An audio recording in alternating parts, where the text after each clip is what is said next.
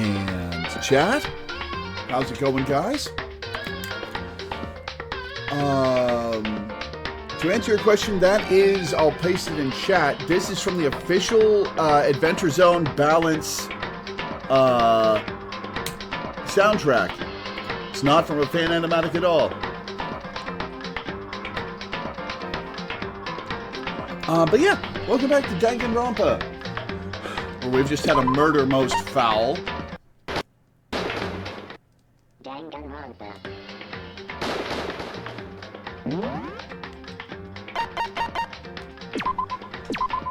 And it's time to investigate.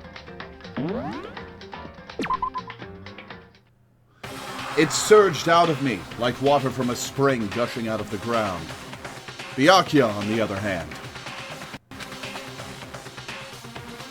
Most unusual, don't you think? He was totally calm, almost like he was watching this all unfold in front of a TV screen. I see. Huh. You know, I said it probably couldn't be Toko, last time. I said it probably couldn't be Toko last time, because it had to be one of the girls, and she seemed like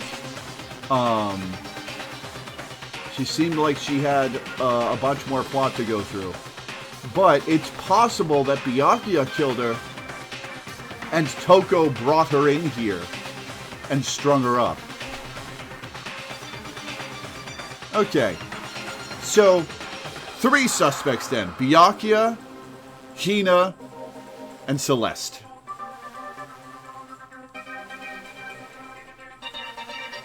Look, Chihiro's corpse has been suspended somehow. And something's been written on the wall in blood. Bloodlust. Such a brutal way to kill someone. No, this is beyond brutal. Wouldn't you agree? They killed her. How could it not be brutal? No, that's not my point. This murder is far too bizarre for any everyday amateur to have committed it. Unlike with Sayaka, this murder was not a crime of passion or necessity. It's almost as if whoever did this did it for fun. You see what I mean, don't you? What? My head was swimming. I was still reeling, too confused to understand what he was trying to say. And before I could even begin to clear my head... Hey, I heard screaming. Did something... That's a hell of a scream. Chihiro?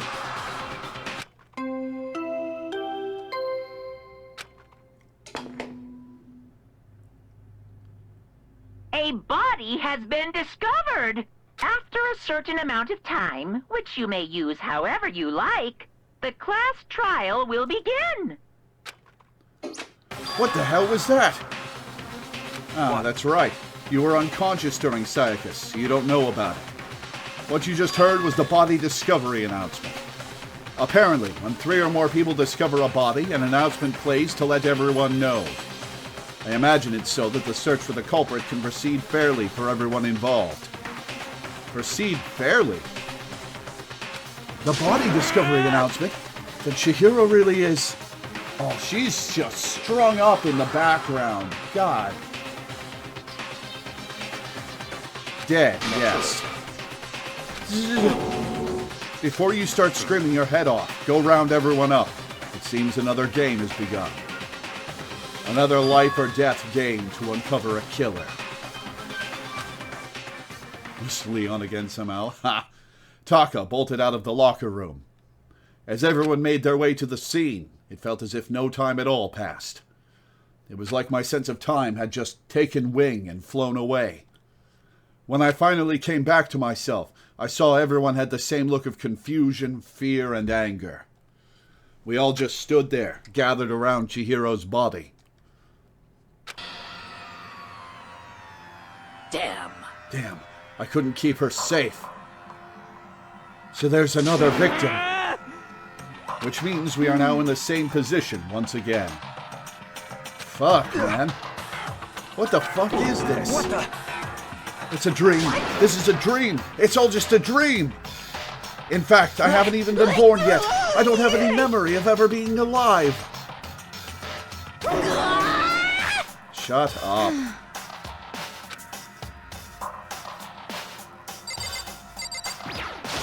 The word bloodlust is written on the wall in blood. I don't think it's any kind of dying message. It's just too strange. Well, you know, the thing about writing bloodlust in blood, doesn't it sound kind of familiar? A murderous fiend who kills again and again using a bizarre and brutal method. And at the scene of each crime, the word bloodlust is written in the victim's own blood. They're like a ghost, attacking suddenly, then slipping away before the police can catch up to them. And what nickname did the internet give to this mysterious serial killer? Genocide Jack. Genocide Jack, the murderous fiend whose grisly attacks were famous all across the country. The ultimate murderous fiend, creating a reputation of abnormal, downright cruel killings. And this is some copycat killer trying to imitate Genocide Jack's style? Or we've got Genocide Jack in the party. But why would anyone do that? Perhaps it's the work of the real Genocide Jack. The real? Wait, are you saying Genocide Jack is here in the school? There's no way. But going so far as to write bloodlust at the scene, I am surprised at their stupidity. I can't imagine a worse situation than dealing with a stupid murderer. What is it now? Toko. Hina was pointing toward the entrance to the girls' locker room. Toko was the last to arrive, and now she was just standing there. No. Why? Why? Why?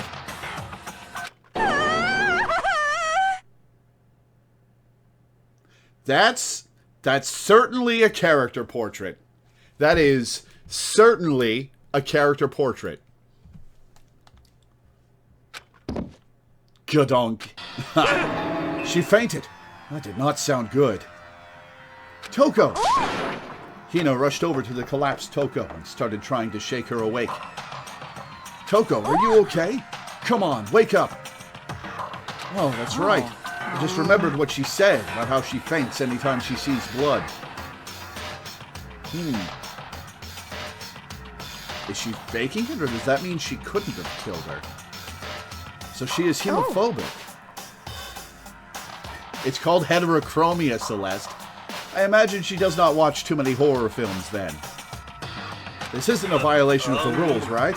I mean, technically she passed out somewhere besides her room. No, I think it should be okay.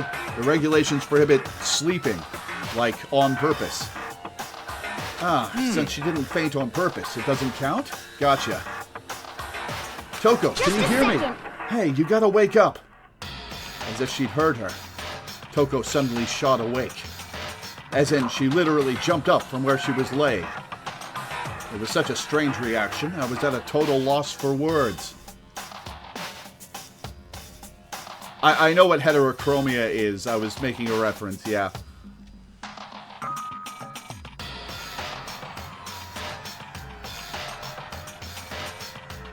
She leapt straight up into the air, changing her stance as she did. In no time flat, she was just standing up. Well, that is also certainly a character portrait. Ignoring the physical contortions she had to go through, her motions were totally haphazard. Huh? What? Sorry about that. I was just so shocked, you know? It happens, right? Was I the only one? Toko? Are you okay? Do you have a split personality? I'm fine, yeah. Well, is that a dead body?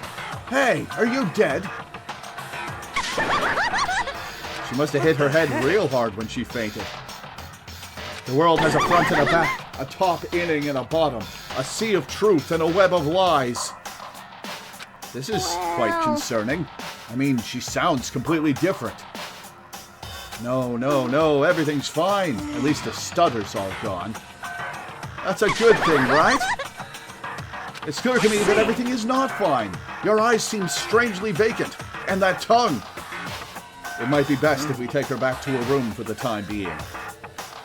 I don't mind taking her, but could someone help me? If you need help, I don't mind. Taka, could you help me? Huh? She totally ignored me.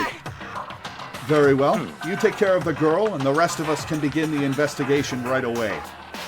Can I assume nobody has a problem leaving Sakura and Mondo on guard duty again? Hold on a second. Rushing to an investigation? The mastermind isn't behind that. After what happened last time, surely you realize that. There is no question that Chihiro was murdered by someone among us. Aww. Isn't that right, Monokuma? Right as rain. But don't take it as a bad thing. It's just a fact of life. Because that's how graduation works.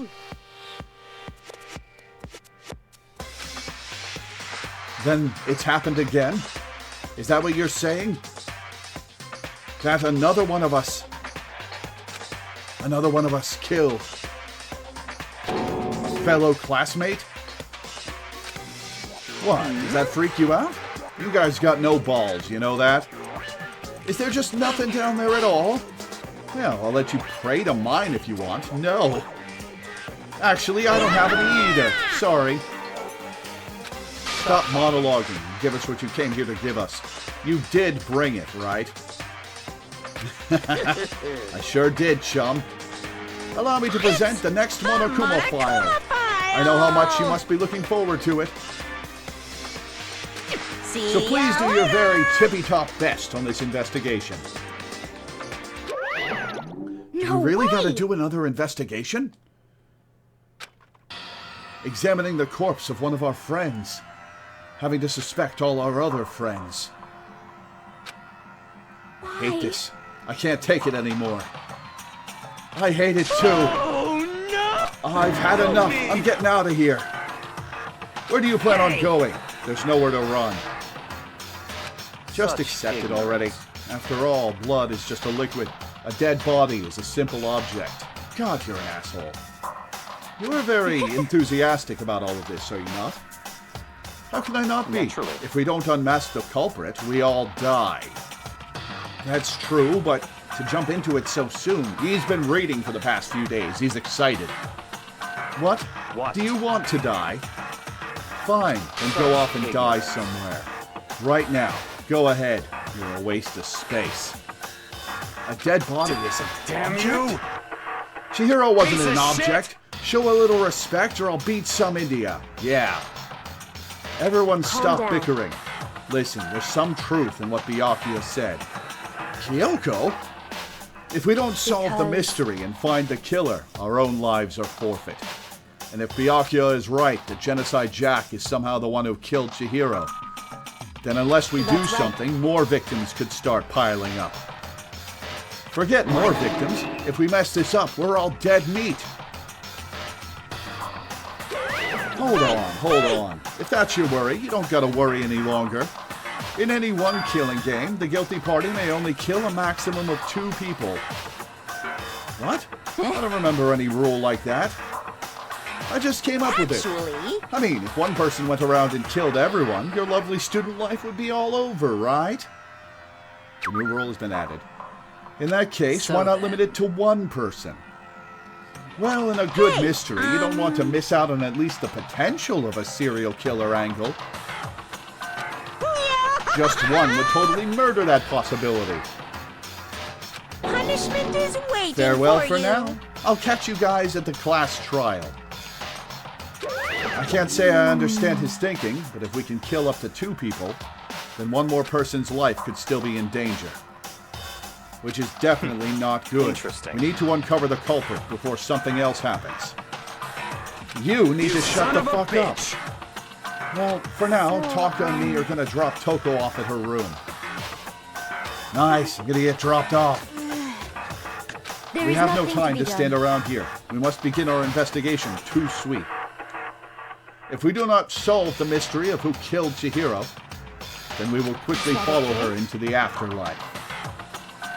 That's true. I hate this, but if I want to survive, me and everyone else, we have to do it. We don't have any other choice. First of all, I'd better check the Monokuma file to see exactly what's going on. The victim was Chihiro Fujisaki. The time of death is estimated to be around 2 a.m. The body was discovered in the girls' locker room on the 2nd floor of the school. The cause of death was a blow to the head with a blunt object. She was killed instantly. That's all it says. Well, there's blood on that weight behind the text box.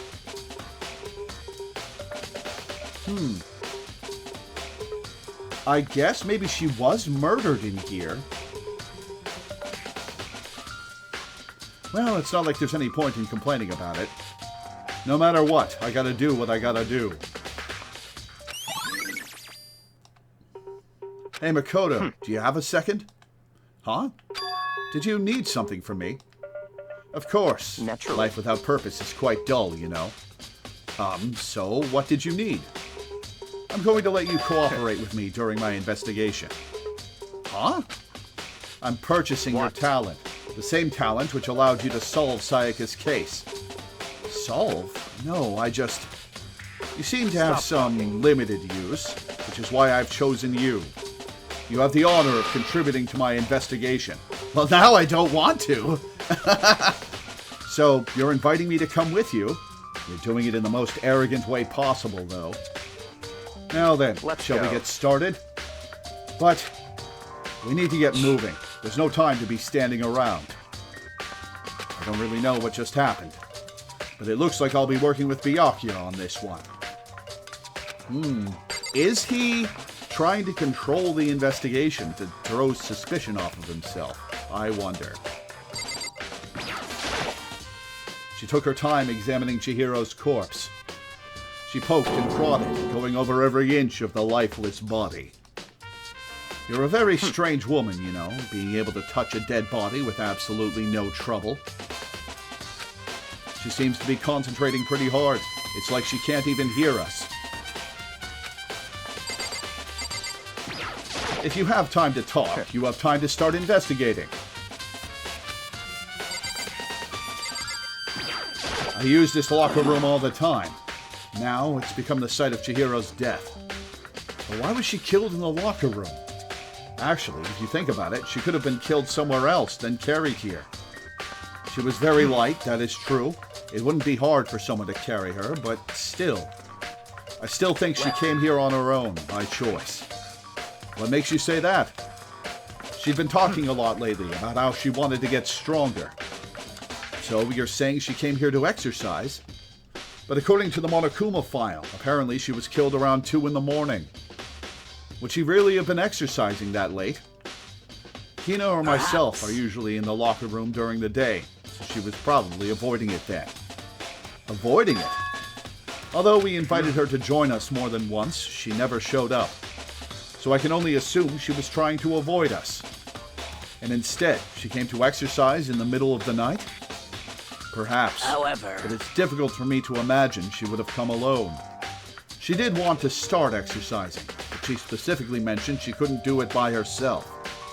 She needed support from others. So you're saying she could have come in here in the middle of the night to train in secret, but that she also would have come with someone else. It's a possibility, I think. Sakura's account has been added to the Truth Bullet section.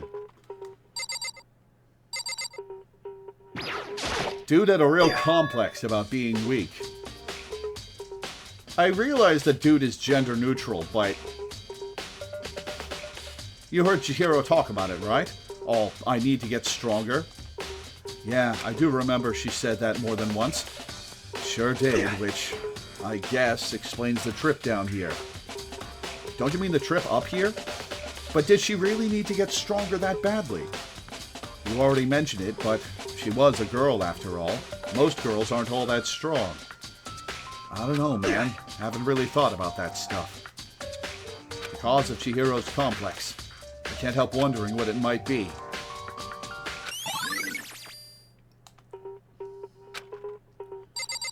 Alright, well, let's start with the bloody weight. There's a dumbbell on the floor, and this is a blood stain. There's a blood stain on the dumbbell. The Monokuma file said a blow to the head with a blunt object is what killed her. Does that mean this dumbbell was actually the murder weapon? I don't imagine it could have been anything else. Locker room dumbbell. Now I believe it's about time for us to move on. No, I haven't examined everything in here. Huh? Already? New clues won't magically appear by standing around here. We need to check every aspect of this case. That's true, but if you're satisfied, let's hurry up and proceed. I'm not satisfied. Also, you waited for me to notice the potential murder weapon and then said, nope, we're done. That's suspicious. He's so pushy. I got caught up with the wrong person this time.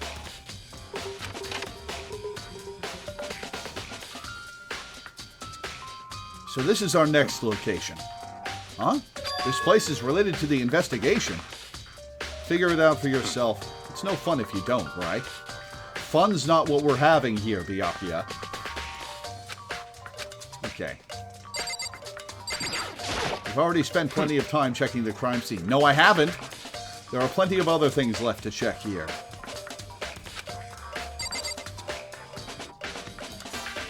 What are we checking in here? There are a bunch of different pool-related items on the shelf, which have nothing to do with the case.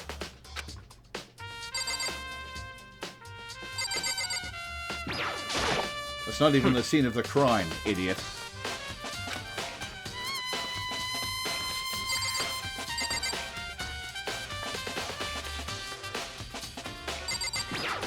Flotation donut. I don't think it's related to what happened to Chihiro. Anything else in the room to check? Maybe this gun was used to... No, impossible. If that were true, Chihiro would be riddled with holes.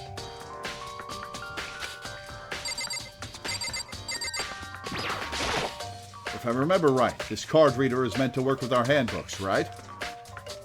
Do you have an issue with it? If so, you should take it up with Monokuma. He said that, then quickly and sharply clapped his hands together. Did you call for me? Has he been domesticated? It seems that Makoto has a question for you. Sure, You need what's something? up? Well, it's just about this card reader. Yes, Yep. the card readers have all been designed to interface with each of your e-handbooks. Do you have a record of who used it? You can only enter the locker room corresponding to the gender listed in your individual handbook. And it's impossible for two people in a row to go through while the door is unlocked, correct? If there were some sort of erotic terrorist on the prowl, the ceiling-mounted Gatling gun would initiate a Swiss cheese slaughter. And the school regulations prohibit anyone from lending someone else their handbook, correct? Correctly correct. Of course. So then, that means only girls can go in the girls' locker room, and only boys can go in the boys' locker room. In other words, Chihiro's body being found in the girls' locker room means... Hey, Makoto, I can see right through you. See right through me? Allow me to tell you what you're thinking. Since Chihiro was found in the girls' locker room, the killer must have been able to get in there. As such, So the in killer other must be one of words- the girls. Did I get it right? You are suspicious as fuck right now, Byakuya. Good lord, you're Such simple. ignorance. But am I wrong? You should pay closer attention to the regulations. The answer has been in front of you the entire time. Loaning your e-handbook to another student is strictly prohibited. Only the act of loaning a handbook is prohibited. Borrowing someone else's is perfectly fine. Oh, interesting. I would expect nothing less from the prodigal son of the noble Togami family. So you managed to sniff out the loophole in the regulations. Knowing you, I would bet you created it on purpose, didn't you? To add a little more excitement to things. Ha! You're treating me like a puny little appetizer instead of the main course that I am. Now then, since the dead can't actually talk, they're not people anymore. They're things. Get it? Yeah. Got it? Good. Wait, hold on. You're saying that's a loophole, but in order to borrow something from someone, then that means someone would have to loan it, so, or they stole it. So sleepy. Are you? Just listening to you makes me want to pass out. Be more like Byakuya and get your poop together. Or else I'll charge you with criminal negligence. No more questions. Figure out the rest on your own damn self. Well, I know you are unfortunately lacking in mental faculties, so I'll fill you in myself. Let's head to the main hall. The main hall? That'll help you understand what's going on. Byakuya is railroading me, and that is making him suspicious as hell.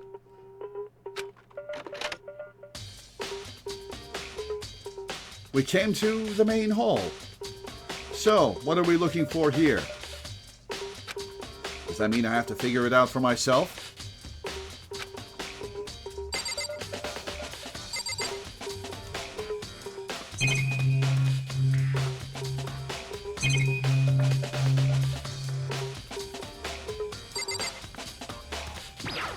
There's a mailbox here. Could there be something inside?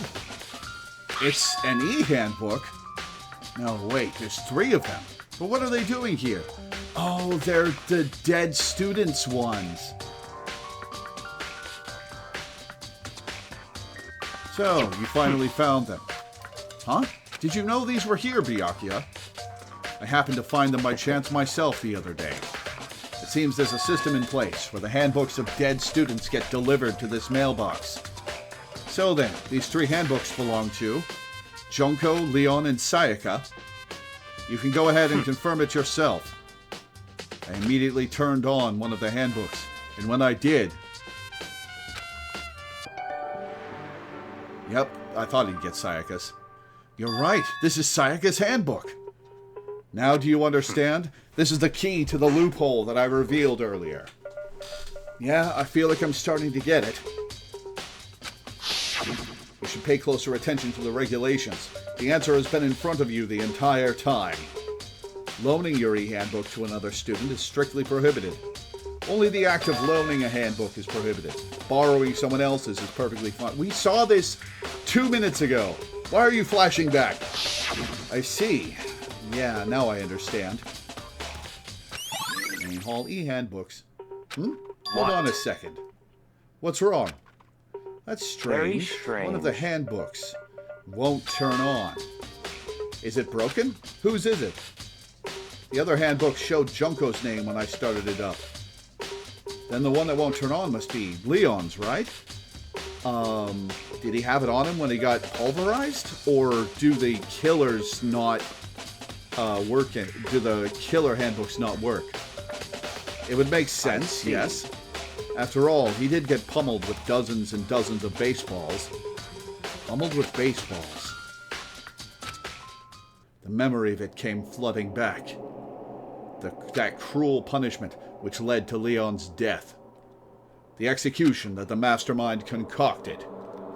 A cruel, heartless death. You're right. It wouldn't be surprising for the handbook to break during that kind of assault. Hey, hey! Hey, hey, hey, hey, hey! Making Hey! it. Now I'm What? That e-handbook is essential to student life here. Crucial, integral, instrumental, a super big deal. There's no way it would break that easily. But it did. If I say it wouldn't break, it wouldn't freaking break. It can withstand up to 10 tons of pressure, and it's waterproof up to 100 meters, okay? I don't care how many baseballs you hit it with, it wouldn't do crap. Oh, but even my amazing handbook does have one single weak point. It does? But it's a secret. can't hear I wouldn't want you you. to go breaking any more handbooks. Then Leon must have broken it somehow without realizing what its weakness was, right? Hard to say. You know what I think?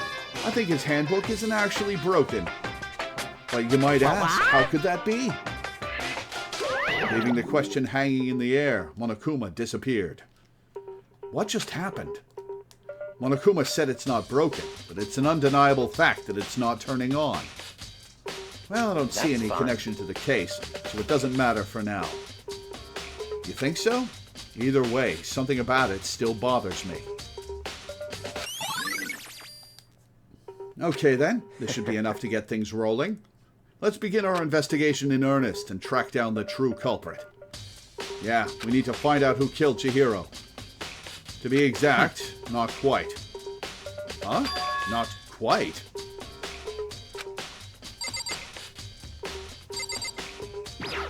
What do you mean by that, Byakuya? To be exact, not quite? Certainly I want to reveal Chihiro's killer, but more precisely, I want to discover the true identity of Genocide Jack. Man, you really got into those mystery novels. Those trashy mystery novels that you looked down on so much. Then you really think, you truly believe Genocide Jack is the one that killed Chihiro? Absolutely. Don't make me repeat I have no myself. doubt that Genocide Jack is the culprit in this case. That murderous fiend is Genocide Jack, right? There's nobody else who could be. A murderous fiend who kills again and again using a bizarre and brutal method. They're like a ghost, attacking suddenly, then slipping away before the police can catch up to them. And what nickname did the internet give to this mysterious serial killer? Genocide Jack. They say he's killed thousands of people, but that's gotta be an urban legend. Still, could one of us really be a demented, psychotic killer like that? You're not wrong to wonder. The words mean little right now. I have something that will prove it, and I can show you. Okay. What do you mean by that, Byakuya? Oh, wait, no, this is just this again. I have a basis to believe that. I assure you, Genocide Jack is one of us. Is there really proof? There's somewhere I'd like to take you. This will provide all the evidence you need. Evidence that It's all Genocide clear Jack now. is the one that killed Chihiro. Evidence? Something like that, really? Ah, hey, you two. Big trouble. Need your help. We're busy. I don't have Leave time us to play alone. with you. But it's an emergency. Emergency. Come on, please. You gotta help me. What's up, Hina? This is a serious emergency. Please, please, you gotta help me. Just calm down, okay, Hina? But it's an emergency. An emergency? What happened? Something's wrong with Toko. She's acting super strange. Well, we knew that already. Well, I mean, she was acting pretty strange earlier, right? What should we do, Byakuya? Since it's Toko, Very I must strange. admit I'm intrigued. I suppose we can take a second to see what's going on with her. Are you sure? Don't make me repeat myself. I didn't expect that. I thought for sure he'd just say no, and that'd be the end of it. Okay, come on, hurry. Wait for us, Hina. It looks like she Let's headed go. to the dorms, to Toko's room, most likely. You're right.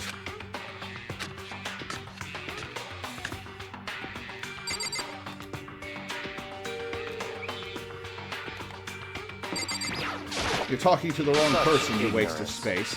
I wanted to see what you had to say. Shut up. You guys are too slow. I think you're just too fast. So, what's this emergency? Well, after what happened in the girls' locker room, we left Toko in her room so she could lay down. After a while, we came back to check on her. You know, see how she was doing. And when we did, it was weird. She refused to come out, and she kept saying all this weird stuff. Weird stuff. We should try talking to her ourselves. Yeah, good idea. May as well give it a shot. The door swung open, slowly and silently.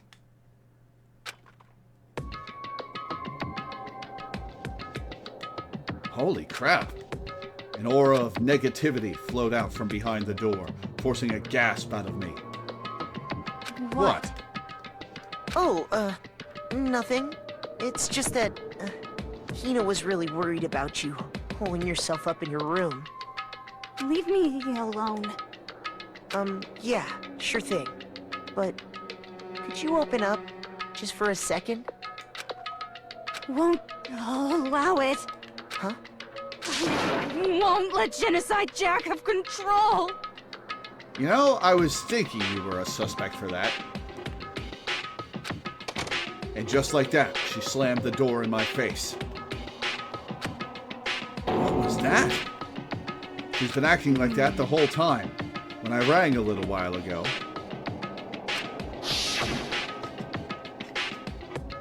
I'll drive out the killer. Drive out the murderous fiend.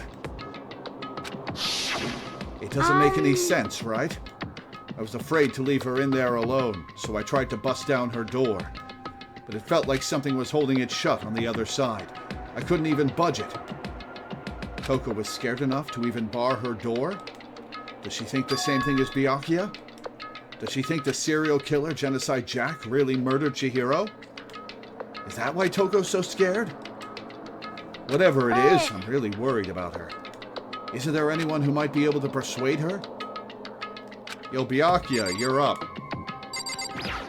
Hey, Byakuya, you think you could ask her? To come out of her room, I mean. Sure, That's whatever. fine. Huh? You're gonna talk to her, Byakuya. Wow, I guess you can be nice when you want to. Byakuya stood in front of her door, not making a sound, and pressed the doorbell. After a few moments...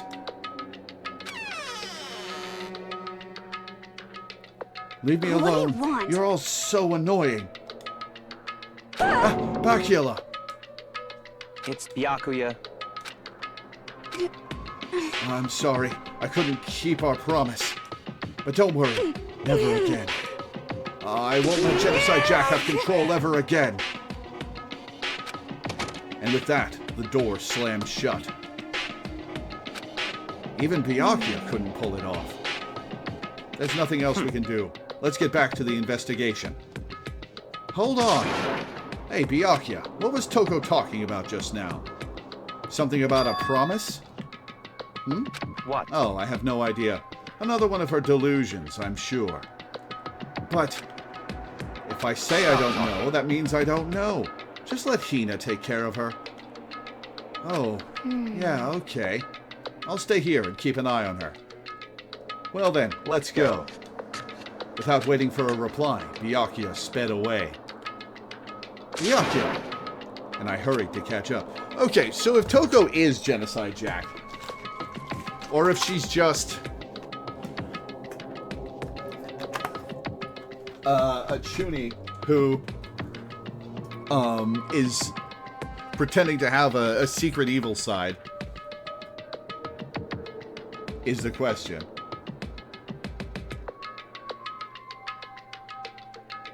It feels a little early for that kind of reveal. You'd think they'd save that for the mystery, wouldn't you? And I hurried to catch up. I tried to talk to him several times as we walked, but he didn't even look back, let alone say anything. He just kept on walking towards his destination. Finally, his feet brought him to a stop in front of a certain room. The library. Come on, let's go in. Can I go in the back room yet? Is the evidence that proves it was Genocide Jack really in the library? Don't make me Don't make me repeat say myself. it again.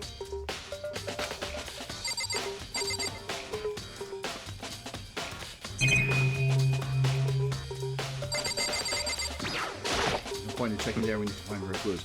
I'm trying to... Oh, the lamp is unplugged. Knock it off. What does a desk lamp matter right now?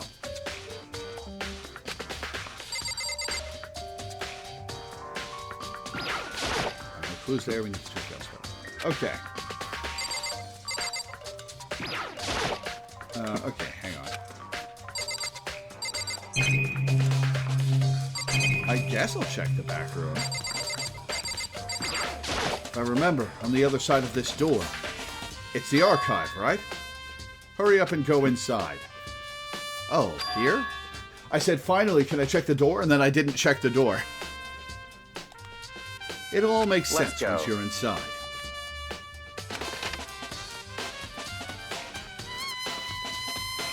Whoa, there's so many books and files.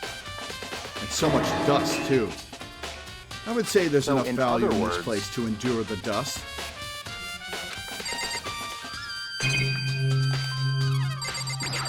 The shelf is stuffed tight with files. Without really thinking about it, I picked one at random. Ah, you have a sharp eye indeed to select that file. Huh? That's the report on a presidential assassination. The original is kept at the National Library. It won't be declassified for another 30 years. Are you sure you want to look at it now? There's no telling whose crosshairs you might wind up in for peeking at it. Without making a sound, I returned the file to the shelf. I think my curiosity would have gotten the better of me. Huh? It's a desk lamp. Oh yeah, it's the same one I saw Byakuya using in the library before. But there's one that's out there plugged in the same spot. Do you have a problem with that lamp? It was here before, then I moved it over there. It's too dark over there, so I thought I'd put it to good use. Hey, Koopa coin. Okay, let's check these shelves. There's so many files stuffed onto the shelf. What's in all these things? Those documents That's are enough. dangerous. Dangerous? They detail all the people who control the world from behind the scenes. Dangerous truth for a commoner. You mean like members of the Diet or something? No, I mean the ones with real power. The secret council controlling everything from the shadows. If you're ready to be disappeared for it, take a look. There are some very interesting people in there. The report says Shinzo Abe got shot by a Looney Tunes contraption. What the fuck? And it's there. You're just kidding, right? Am I? I'll just let it go for now. There's a ton of thick files stuffed onto the bookshelf. If you're thinking of looking through any of them, let me give you a little warning. Those things are filled with graphic, disturbing photos from all kinds of crime scenes.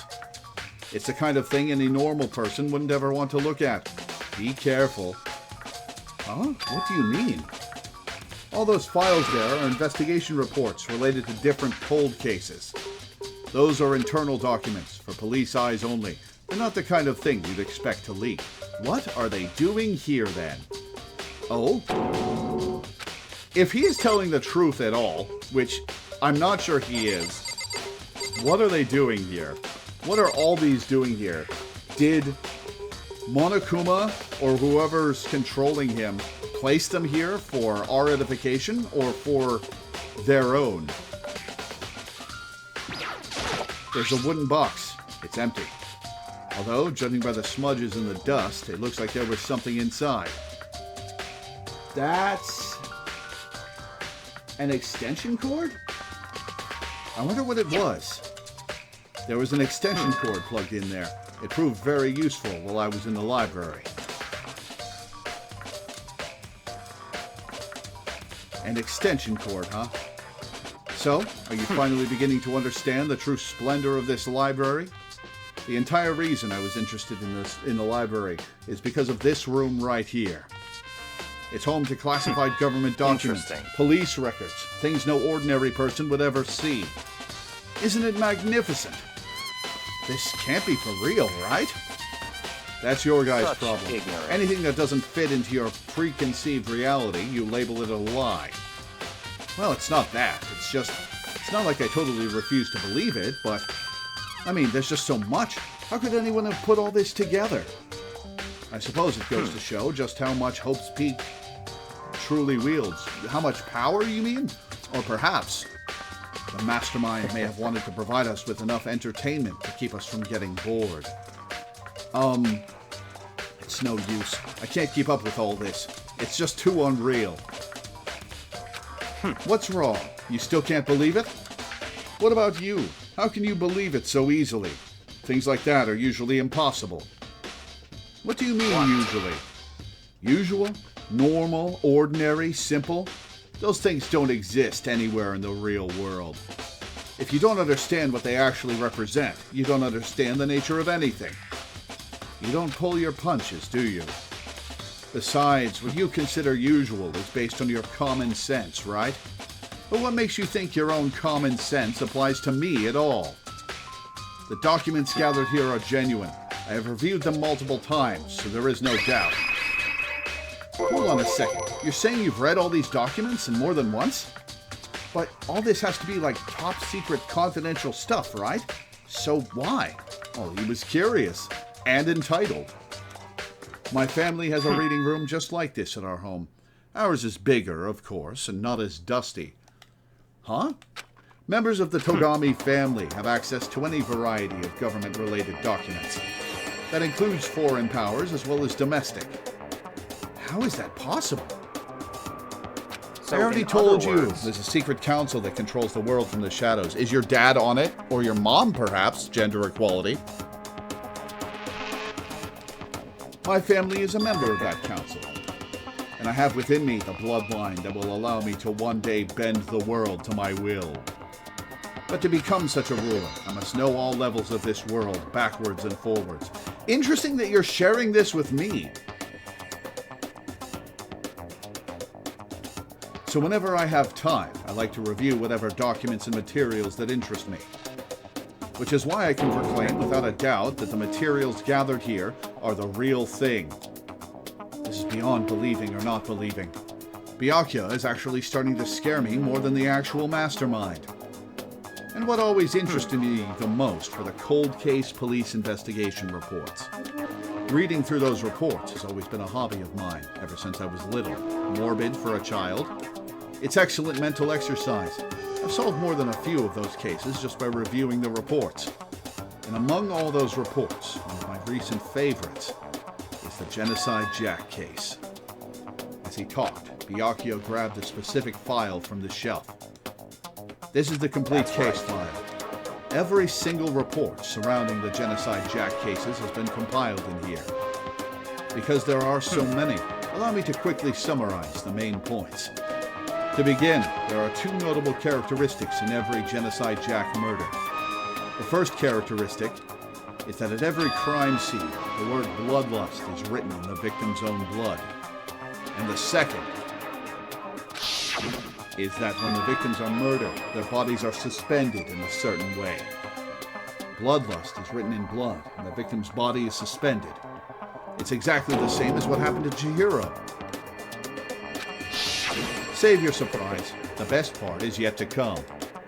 For the second characteristic, where the victims are suspended, the only ones who knew about that particular fact were members of the police and other higher-ups. And you. By all accounts, nobody in the media ever found out. Huh? In other words, no one on the news, no one online, nobody knew about that aspect of each crime. Only key officials and the killer himself knew about this act of mounting the victim. Now, if you recall Chihiro's corpse, her body was most certainly mounted in this fashion. So, how could the killer have known about suspending the victim? That's the key question. Right. But in fact, the answer is quite simple. The culprit isn't a In other copycat words- killer. It's the real Genocide Jack. Or it's you, who's been reading this stuff since before Chihiro died. That right there is the other evidence words- that Genocide Jack has hidden himself among the rest of us. Then Genocide Jack really is. Such a brutal, fiendish killer really is walking around among us? Things are really starting to get interesting, aren't they? I never imagined a killer with such a reputation would ever become part of our little game. Now, don't you think it would be good for you to take a look at what I've already seen? You might just manage to ferret out a clue or two. If you get down on your knees and beg, I might even show you myself. Alright, so which shelf? Fine, I'll talk to him. Byakuya, about that Genocide Jack case file. Could you let me see it? Well, you didn't That's beg, fine. but I guess it's okay this time. Feel free to look at it in here, but you can't take it with you.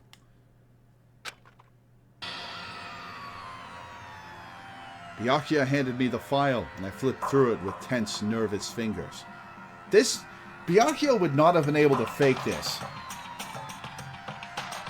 So this is either real or something that the mastermind planted. Suddenly, my hand stopped.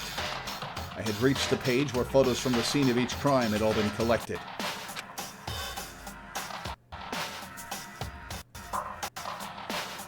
That's... That's Okay, so if it is Genocide Jack, they didn't have their usual murder implements, and that's why the rope. But there's a common element to each of those photos.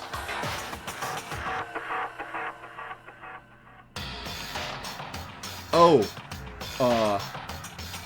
it's actually talking about that on the page. Murder took part in the parking lot of the victim's apartment complex. The victim suffered multiple stab wounds across his body, believed to have been inflicted with the same scissors that were later used to attach the victim to the wall. As with the other cases, at the scene of the crime, the word bloodlust was written in the victim's blood. The scissors used in the murder were apparently custom-made, with every pair left at each murder scene seeming to be of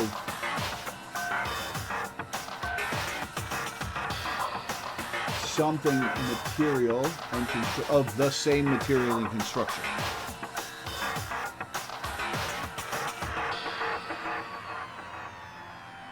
The names of Genocide Jack's victims ran on for several pages.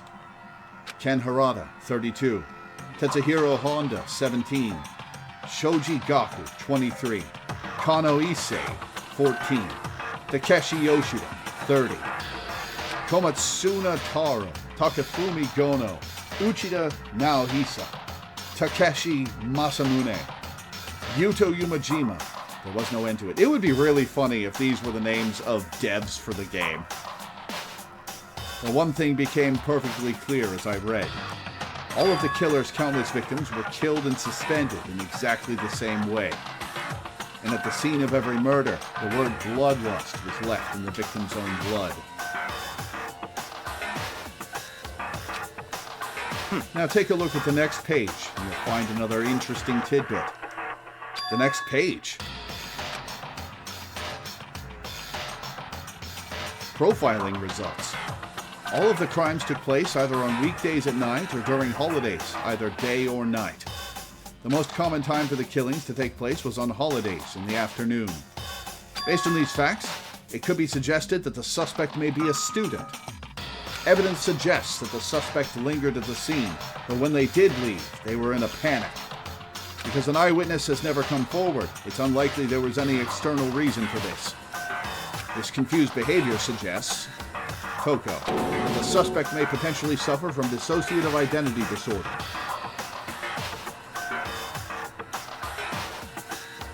That's a bit of a leap from suspect panicked and left. So in The other key words, point here is that the culprit may well have a split personality. A split personality? Like the kind of thing you see on TV? So I'm part of another totally unbelievable story. But this one is way more unbelievable than anything else up till now. Or maybe it really isn't. I don't know. I feel like my mind has gone numb. Genocide Jack case file. Alright, go. we should get going soon. Huh? Where are we going? Anywhere but here. We finished our business here, haven't we? Wait, Byakuya! As usual, Byakuya turned and left without another word. I hurried out of the library to catch up. Well, this is where we part ways. I have some things I need to take care of before the class trial. Huh? Just all of a sudden like that? Come on, enough of your annoying misapprehensions. Did you really think we'd be together the whole time? Take responsibility for yourself and do something useful.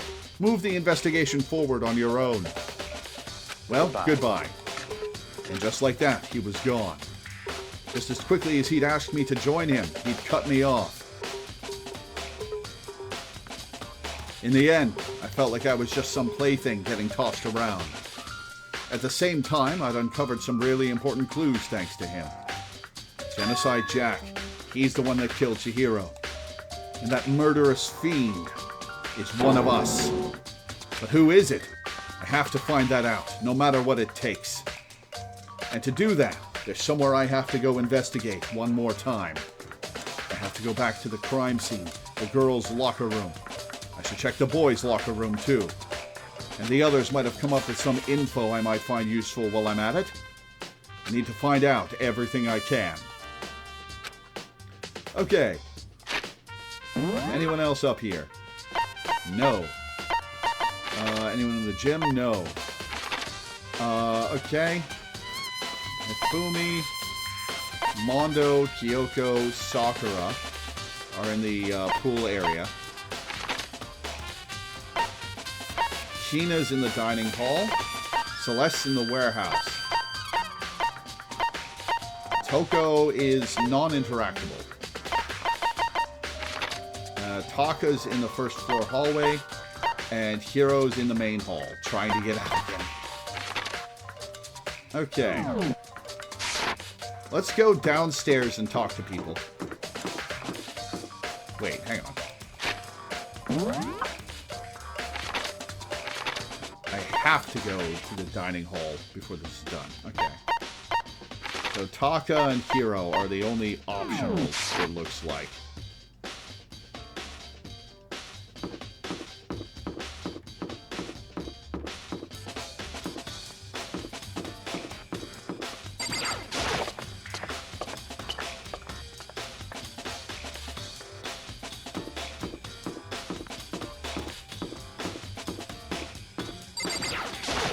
Maybe we should have confessed our embarrassing secrets after all. Damn it. I'm sorry, Chihiro. It's all because I wasn't strong enough.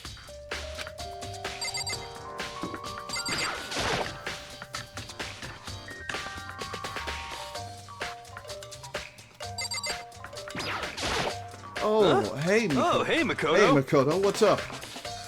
I haven't been up to anything myself, that's for sure. Definitely haven't looked inside the mailbox. Yeah, definitely not, huh? Inside, a Junko Leon and Psychizy handbooks.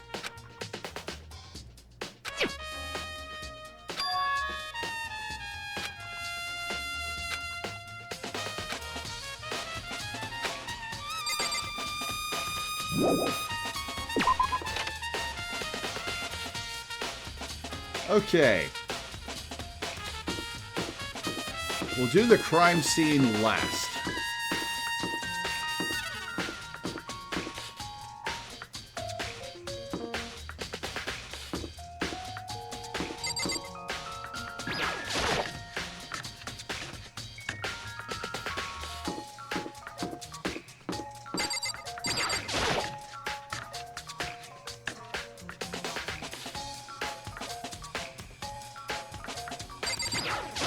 Oh, Hina, how's Toko doing? Same as before. She won't come out, and she just keeps on mumbling something about Genocide Jack. So I just left her there. You left her? My head was all swimmy, and I was getting pretty hungry. Oh, but don't worry. I'm gonna head back as soon as I'm done eating. Toko's not exactly pleasant, but I'm still worried about her. Speaking of which, what are you eating? A donut, of course. Of course? There's two things I'm sure God created. Outer space and donuts. Really? I bet Chihiro would have liked to eat more donuts. Maybe that was her one big regret. Oh, I should have tried to spend more time with her. Yeah, so should I. Come to think of it, who did she spend time with? Yeah, she was a little bit strange. Didn't really hang out with the other girls much. It was like she was trying to keep her distance from us. Actually, Sakura said something similar. She said that even though you and her invited Chihiro to exercise with you, she always refused. Yep, Yeah, it's totally. true. And it wasn't just us either. It was like she stayed away from all the girls. Was she just shy? I don't know. She talked to the boys all the time. Isn't it kind of weird to be shy around your own sex, but totally fine with the opposite sex? Was Chihiro trans? Huh. Oh, wait, maybe she was used to guys spoiling her. The law says you can't judge a book by its cover, right? You think so? I never really saw her as that kind of girl. Howie's account has been added to the truth bullets. I should have tried to spend more time with her. Come to think of it, who did she spend time with? Well... Okay.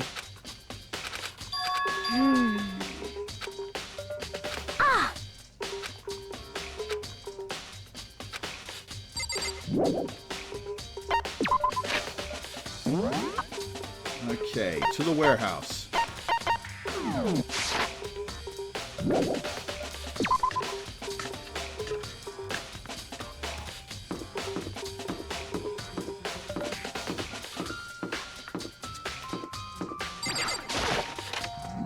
Excuse me.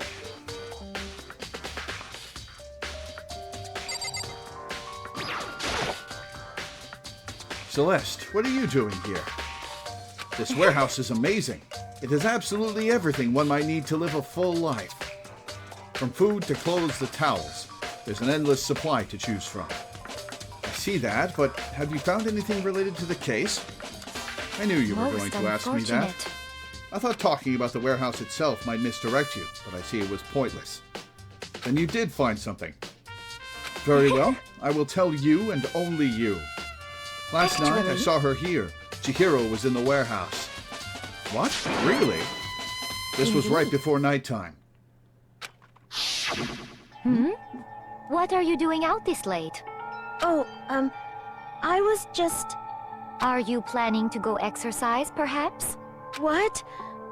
How did you know? Because I can see a blue track jacket sticking out of that duffel bag you're carrying. Oh, you're right. Thanks. Well, I'd better get going. I'm kind of in a hurry.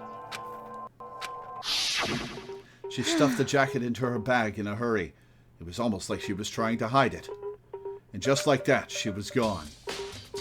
I assumed Yes, she was merely indeed. stocking up to go exercise in the morning, but it would appear she ignored the nighttime rule and headed directly to the girls' locker room. If she hadn't broken our rule, none of this ever would have happened. You get what you deserve, I suppose. Oh, screw you. So apparently, she went to the girls' locker room late at night in order to exercise without anyone knowing. But the strange thing is, there was no trace of the track jacket or duffel bag Celeste said she saw Chihiro carrying, which would mean the killer would have gotten rid of it somehow. Interesting.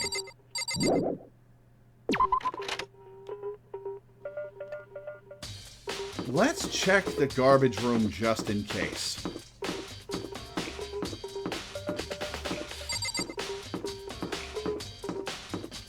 I can't imagine anyone but the person in charge of the garbage room would have done anything with it because of what happened to Leon. Nobody's here.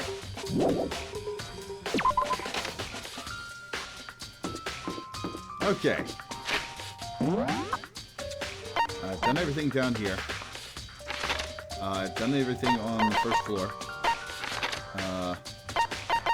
Second floor. Gym. Okay. Time to go to the locker rooms. The garbage room, there's only trash there. We're looking for a jacket and duffel bag, not a Kasumi.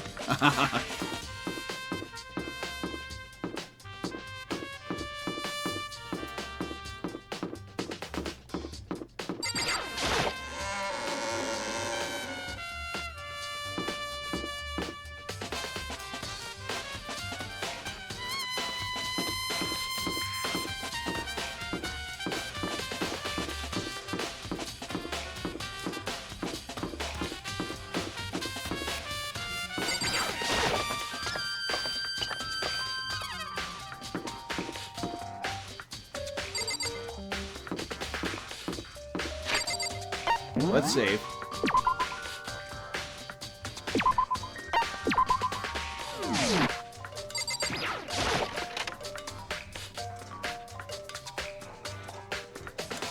Alright, you.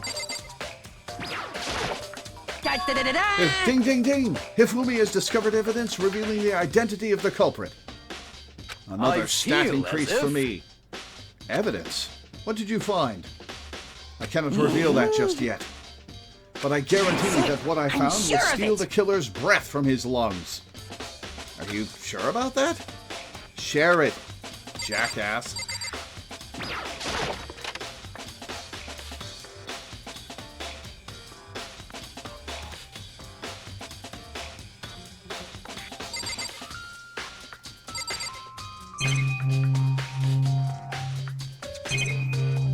Oh, what's that stain? There's a strange stain on the carpet. What is it? Boys' locker room carpet.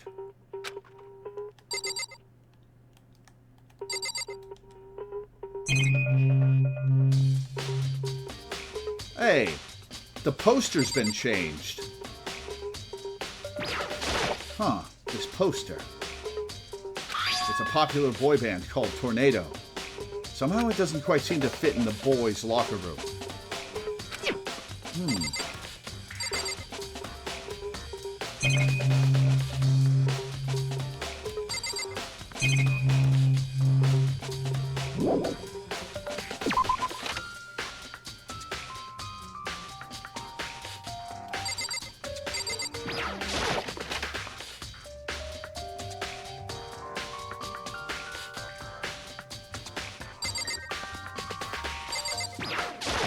It's the blood-stained poster.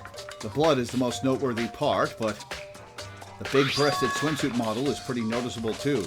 Somebody swapped the posters to hide that she was killed in the boys' room. The boys' locker room. Interesting. A girls' locker room doesn't seem like the kind of place you'd find something like this. Oh, but wait, that reminds me.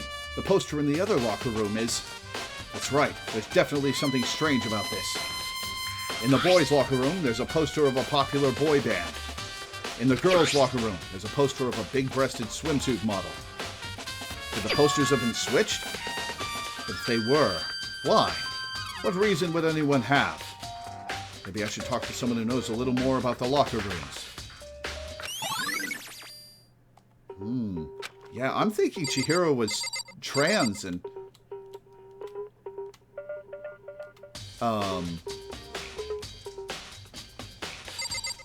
had mail on her e-handbook. Interesting.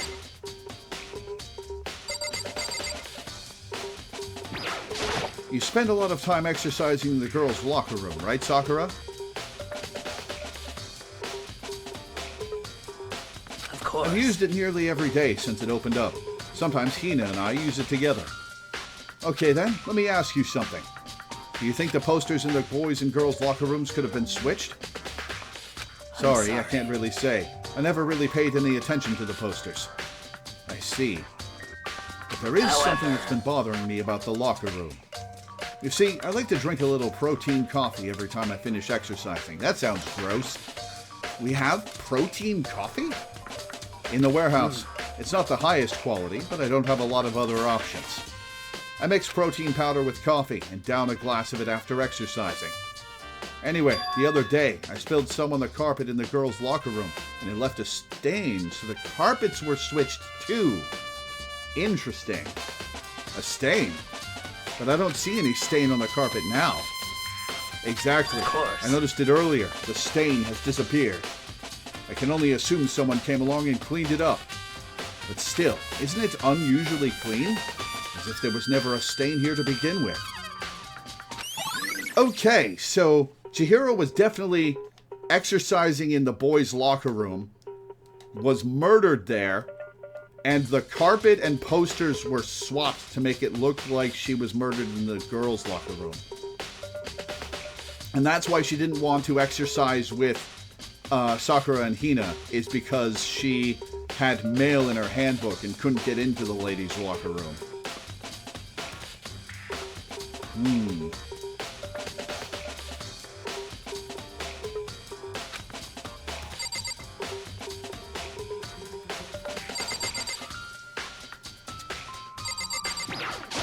I could feel the life draining out of my own body.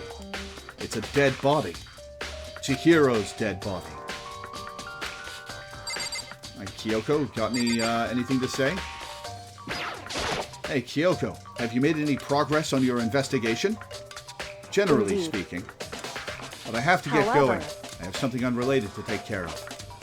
Something besides the investigation? What is it?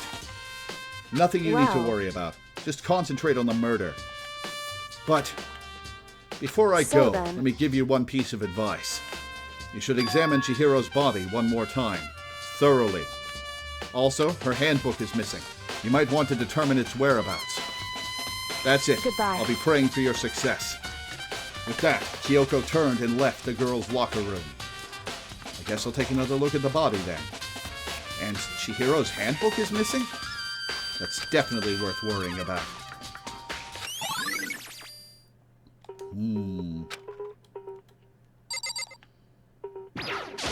Kyoko said I should examine the body one more time. I know she said thoroughly, but I do have my limits. Well, I'd better give it a shot anyway. Let's see. Chihiro's hands are bound with what looks like some kind of rope. The rope was used to prop her up in a kind of crucifix position. Huh? The rope has a plug. Ooh. Wait, so then this isn't a rope at all. But the more I think about it, the more that's not the only thing that concerns me. Chihiro's fatal injury was the blow to the head, which means someone struck her in the head in order to kill her. That's right. There's the issue of her being suspended in the fatal blow. Yeah, the extension cord that Byakuya wanted me to not pay attention to is here. And he didn't want me to pay attention to it. Interesting. Maybe it was Byakuya. There's the issue of her being suspended and the fatal blow. At first, I didn't see any reason to think too much about either of them. But seeing them again after looking through the Genocide Jack file, something's not quite right. What does this all mean? Status of the dead body. Well, the one thing most likely to tie all these mysteries together is the true nature of the rope that was used to suspend Chihiro. And to figure that out, there's a certain place I need to revisit and look over again. Oh, Byakuya got rid of the box, didn't he? Plus, it might help to look at the Genocide Jack case file one more time. Okay. Dude had a real... Okay. Wait. Hang on.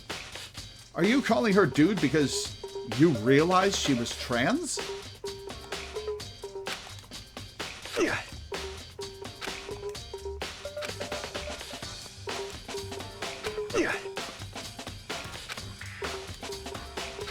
Huh.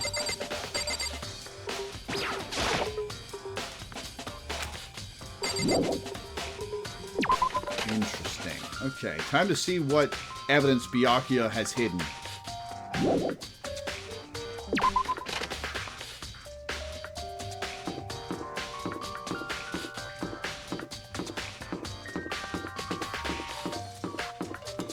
Whoops.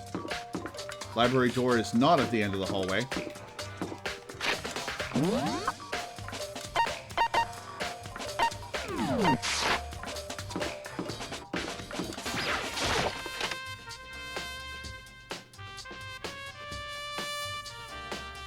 He is not in here. There's a thick layer of dust on top of the desk. Maybe there's some kind of clue here. Guess not. Okay. Huh? The lamp won't turn on. Oh, I see. It's not plugged in. The lamp's cord isn't long enough to reach the outlet from here. The last time I saw it, it was definitely on, and it was definitely right here. Oh, that's right. Byakuya was using an extension cord. But there's no extension cord here now. I wonder if... Alright, let's see...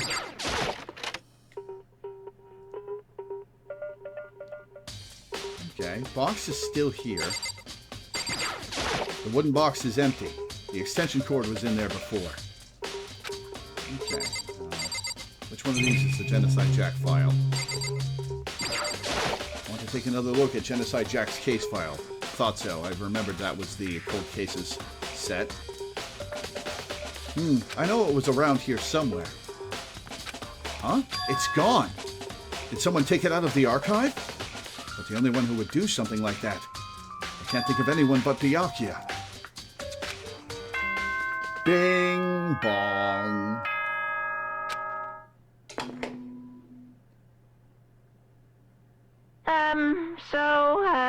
I'm getting tired of waiting. Shall we just plunge Good right timing. in? It's the moment you've all been waiting for. The class trial. You remember where to meet, right? Please go through the red door on the first floor of the school. See you soon. Begin the class trial, or it's about to begin. The red door is right through here. System save.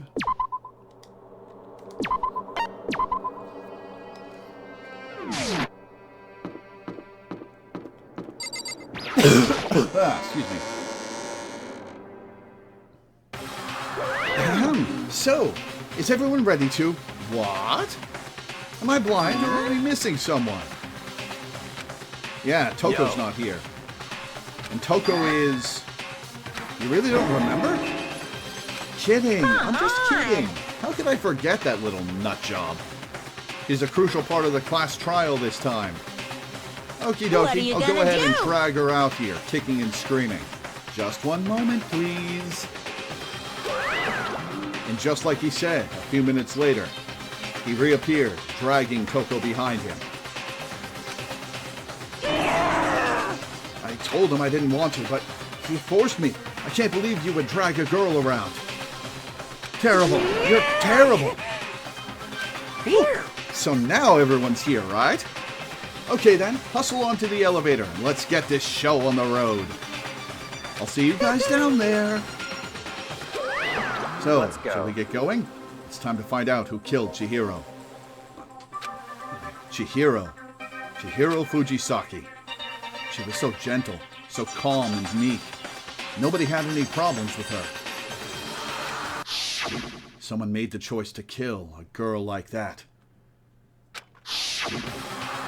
And that murderer is one of us. Someone standing right here.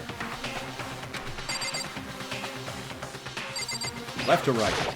You ready? We doing this? I will uncover the villain who performs such heinous acts on a weaker individual. I don't know why the killer did what they did, but I'm sure it'll work itself out. Justice always prevails. Right, bro? Shall we begin? Miss Fujisaki, I must admit, for being 3D, she was quite remarkable. Of course, just the idea of 3D makes me cringe. What about your thing for Celeste? Fucking Toko, come man. on. What's got her so worked up?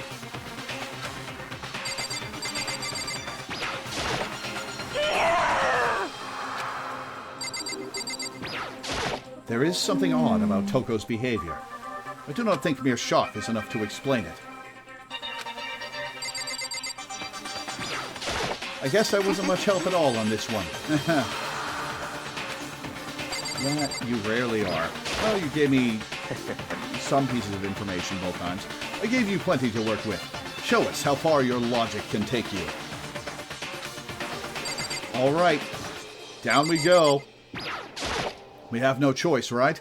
We have to do this. Remember to change the difficulty and equip skills. Yes. I gave a small nod in reply.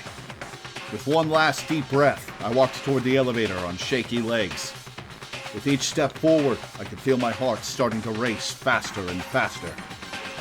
As soon as everyone was on, the elevator began to descend. I couldn't get a handle on my emotions, couldn't stop speculating. The steel box sank with heavy clunking sounds, deeper and deeper into the ground.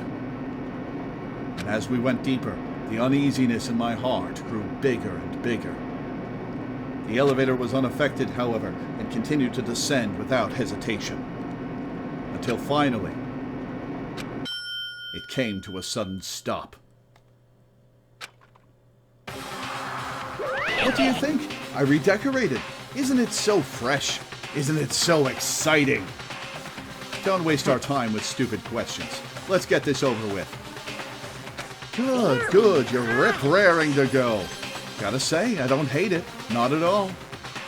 Okay then, let's get this show on the road. Everyone, Please find your assigned seats. And so the curtain opened once again. A deadly judgment, a deadly deception, a deadly betrayal, a deadly riddle, a deadly defense, a deadly faith, a deadly class trial. Yes, I will save.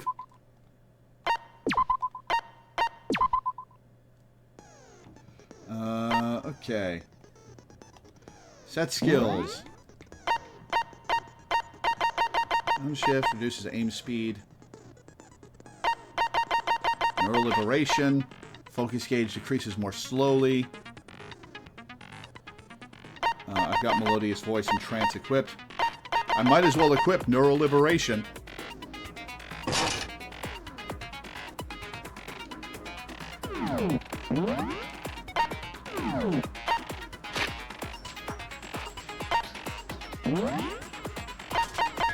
Okay.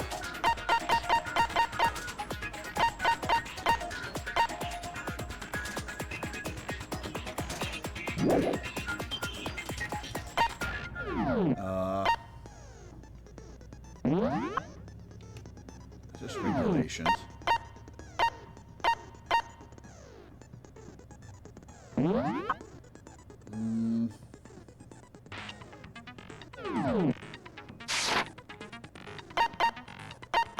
How do I change the difficulty?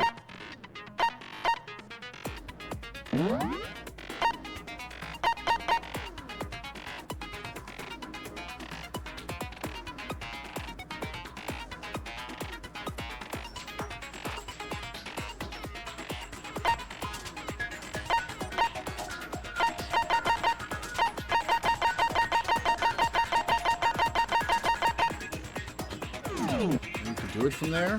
Well, crap.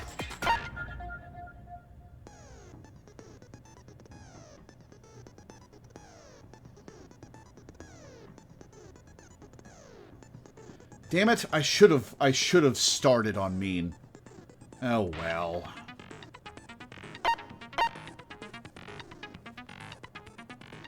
Well, that's disappointing.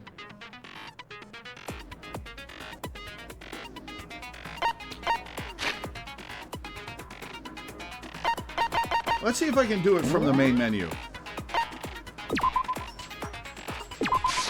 Danganronpa.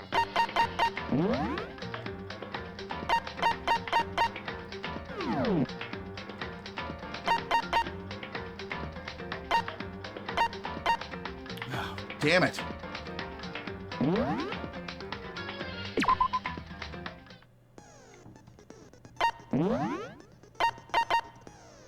You're going to chapter select after starting the chapter?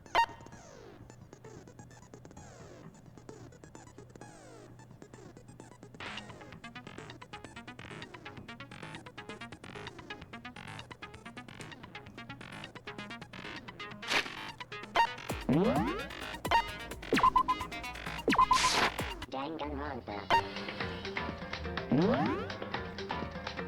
Can't select chapter 2.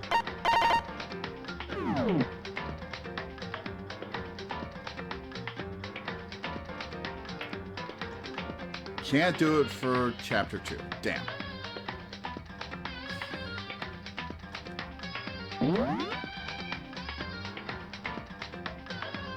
I guess we're just screwed.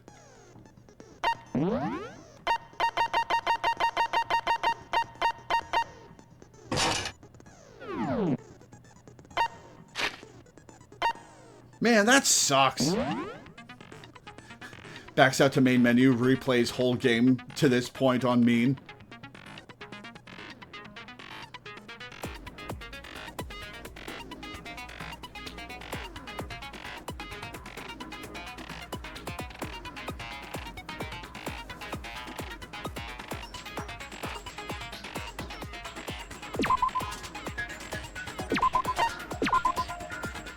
Man, that sucks. I was looking forward to having more of a challenge.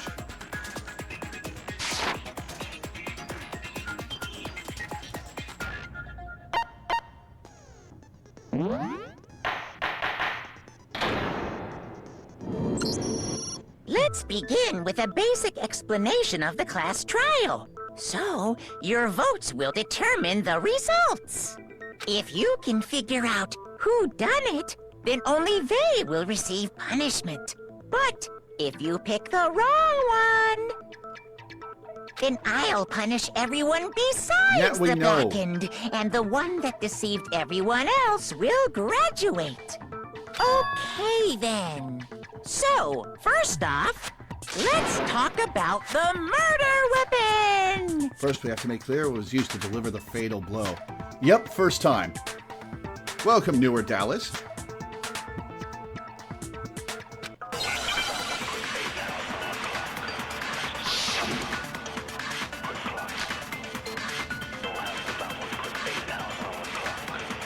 Chihiro's fatal injury. It's giving me Appears more it was time a now? head wound. Head wound. According to the Monokuma file, the killer used a blunt instrument. But what kind of blunt instrument could Alright, it so have that'll been? be it. I bet it was an iron pipe. What makes you think it was an iron pipe, hero? Interesting. That certainly would make for a Don't powerful weapon. encourage that Poor talk. Chihiro.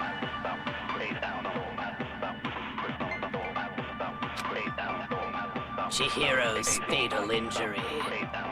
It appears it was a head wound. According to the Monokuma file, the killer used a blunt instrument. But what kind of blunt instrument could it have been? Okay. Think you have some proof that contradicts what I said? You think it'll win the time? Wait, hang on. Chihiro's fatal injury.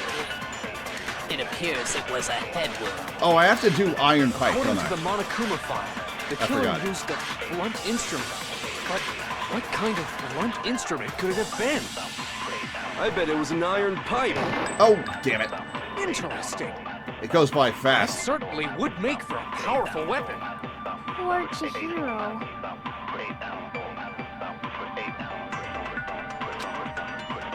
Chihiro's fatal injury.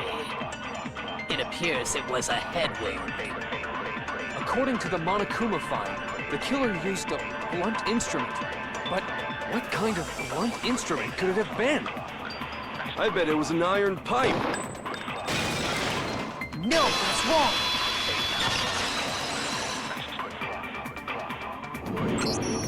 Can we agree that the object that dealt the fatal blow was the dumbbell, found at the scene of the crime? It was covered in blood, and there was nothing else at the scene that could have caused that kind of injury. And the wound on the victim's head is consistent with the shape of the dumbbell. As far as I'm concerned, there's no mistake and no room for doubt on this one. You looked at her head wound? How do you not expect that from Kyoko, Hina? Yay! That's so It was kind of necessary, guys. If you don't mind, I will proceed from here. Let's move on to discussion of the culprit. Although, I believe the criminal behind this heinous act is already quite Yes, but it's clear. not the one you were about to say. What? For real? Chihiro's killer is the fiendish serial killer, Genocide Jack. Genocide Jack, the fiendish serial killer. Did he really kill Chihiro? A new element has been added to non-stop debates. I would like to hear more, yes. For this debate, lines of white noise will appear to disrupt your reactions. Your truth bullets will disappear if they hit these lines, so think of them as obstacles in your debate. Okay, it's hard enough to hit the words, but there's a way to keep this white noise from getting in your way. Press the X button to attach the silencer, which you can use to shoot down the white noise. However, if you shoot an actual remark with your silencer instead of the white noise, the time limit will decrease. So take careful aim when you have your silencer out. Oh, because it silences people. Oh, but if your action difficulty is set to gentle, white noise won't appear at all. In which case, you can forget all about the silencer and just focus on the situation in front of you. Good luck, have fun.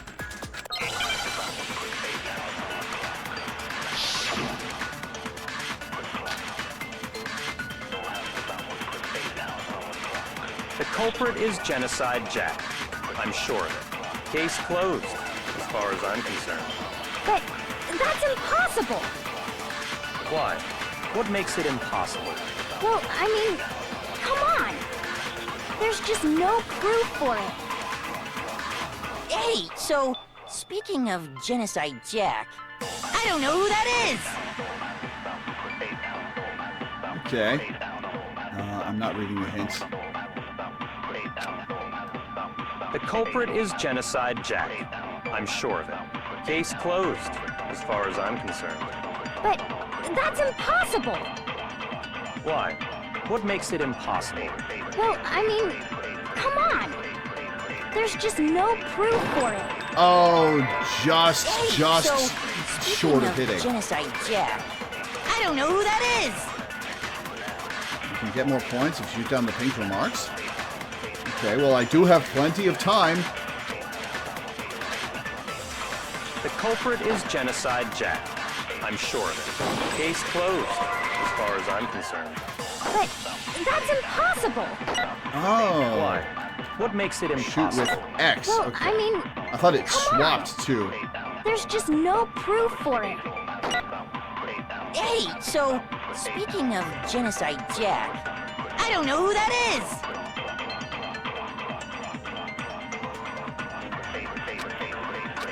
Okay.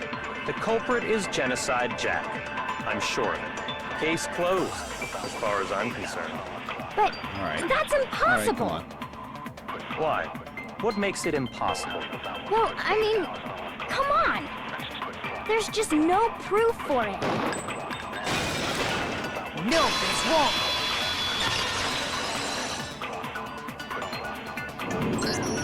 I might know one reason he could be involved. What? I found this file while I was looking around the archive in the library. I guess it's some kind of confidential file the police put together about the Genocide But Jack I have case. no proof. What? That's kind of weird as shit, isn't it? What was something like that doing in the library? The why of it is probably more trouble than it's worth. So let's forget about You would that for like now. that, Byakuya. More importantly, it outlines all the specifics of every Genocide Jack case in exceeding detail. According to the file, there appear to be two defining characteristics in every Genocide Jack case. The first is that a bloody message is found written at the scene of every murder. Oh, that's right. Boob God lust. damn it, Hifumi. No. It's actually bloodlust. But more important is the other characteristic, and it's something that has never been made public. Never made public? What the hell is it? Why don't you tell them, Makoto? The other characteristic of every Genocide Jack case, which the world at large doesn't know. If I'm not mistaken, it has to do with the positioning. Yeah, I know. I got it! I wish I'd started this on a higher difficulty. Apparently, in every Genocide Jack case, the killer suspends the body in a certain way. Other than the killer, the only people who know about this are the higher-ups in the police department. However, Chihiro was most definitely suspended in the same way. So, how did the culprit know about this when only high-level police officials were aware of it? Because you read it in the archives, Byakuya. There's only one logical answer I can think of. It's because the culprit in this case is the real Genocide Jack. Amusingly, Genocide Jack is here and she didn't do it. No fucking way! You're saying Genocide Jack is one of us? Yes, in fact, it's Toko. What? Genocide Jack's true identity is Toko Fukawa. Why are you having that much of a reaction here for me? What? Hey, okay, wait, hold on a sec. Toko has, like, bloodophobia or whatever, remember? What kind of serial killer is afraid of blood? Is Toko Genocide Jack? The answer is yes and no. Just plowing over that statement, huh? Another riddle. Man, why is this gotta be so complicated? It's a riddle for sure, but I feel like I understand it. That means for Genocide Jack to be Toko, but also to not be Toko. The answer is that she's not just one person, but multiple people, right?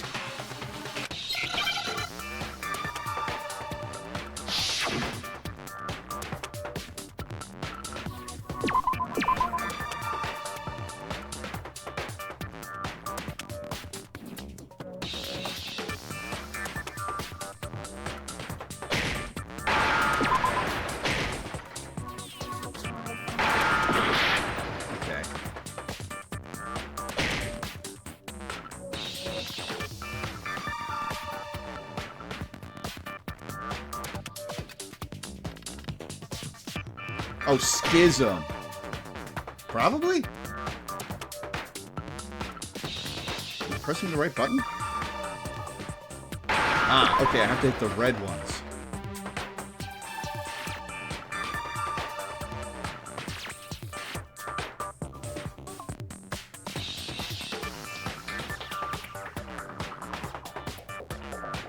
Oh, Schizo, maybe.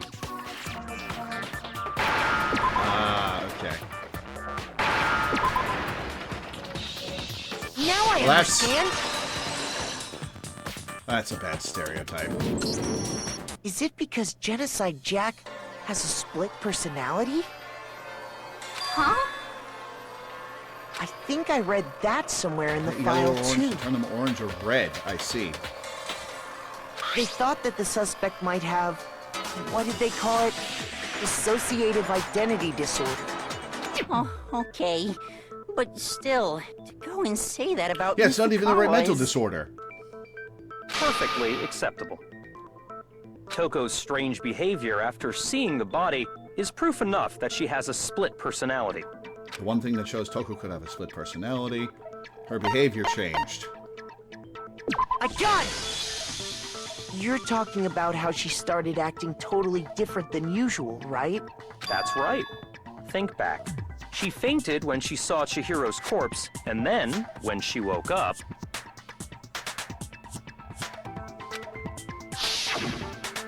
I'm fine. Yeah! Whoa, is that a dead body? Hey, are you dead? She must have hit her head real hard when she fainted. The world has a front and a back, a top inning and a bottom, a sea of truth and a web of lies. This is quite concerning. I mean, she sounds completely different. She was acting funny, that's for sure. That melancholy tone of hers completely disappeared.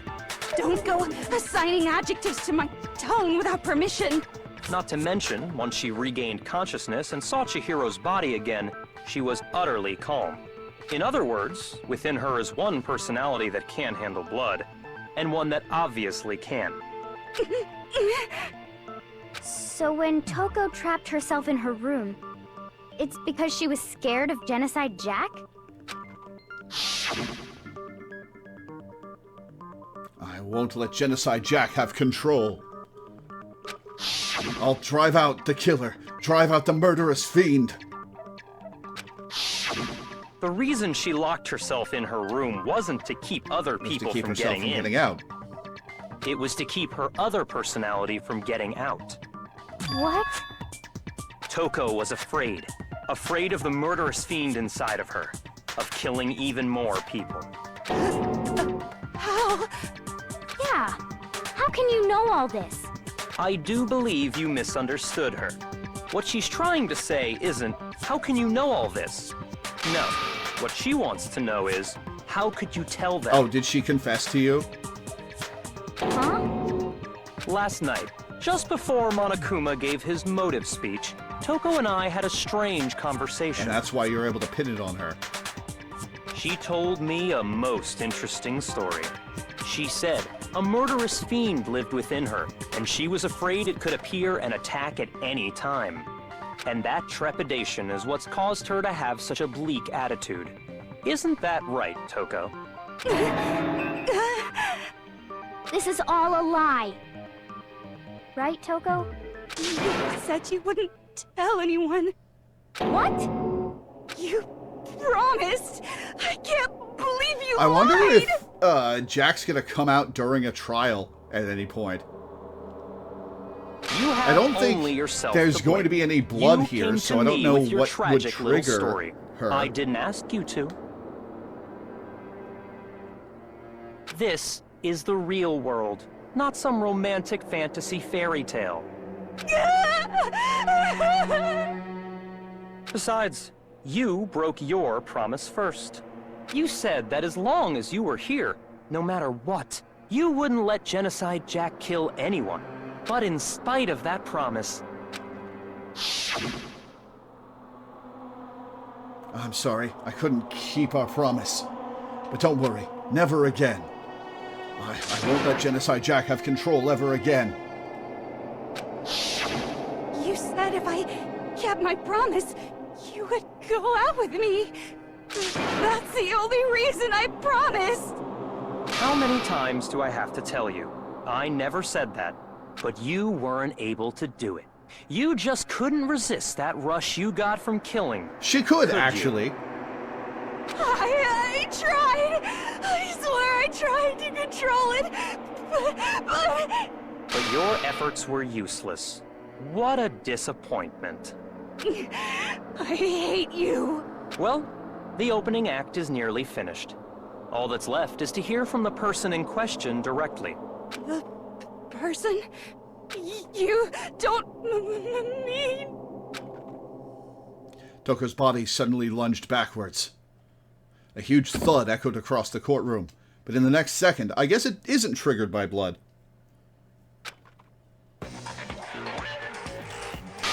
That's a long-ass tongue. Hello there! Is it me you were hoping to see? Inside Jill.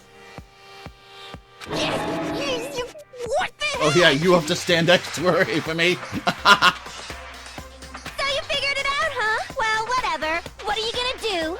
I'm the ultimate murderous fiend, Genocide Jack! Or better yet, let's go with Genocide Jill! What the fuck is this? What happened to you? Not Toko, that's a loser name. And what happened is a textbook split I don't personality. think that's correct. So what if one of them happens to be a serial killer? You should turn a blind eye to one's fault. You know, when I started this game, this is not where I expected Toko's character to go. So intense. Like they say, sound in murderous mind, sound in murderous body. This one is so different from the one we've come to know. Yes, well, the world is composed of a front and a back, you know. Just like how every inning has a top and a bottom, or how in the depths of every truth lives a little lie. Behind every dark and gloomy soul lives another that shines as bright as the sun! This is the murderous fiend's Genocide Jack? This is beyond insane. Miss Jack, Jill, can I ask you a question? What's up?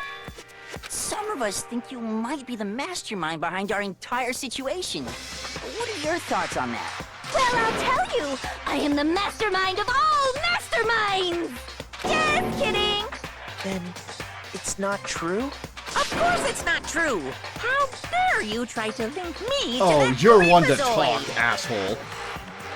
And another thing, the police and government and society in the outside world are totally powerless.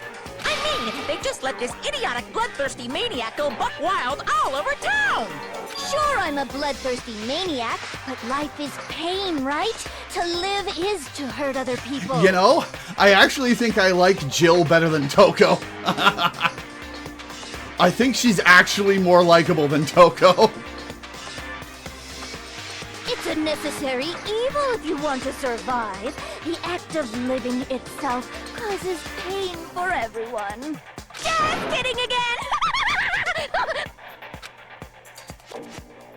This should be enough to convince you. This murderous fiend is responsible for Chihiro's death.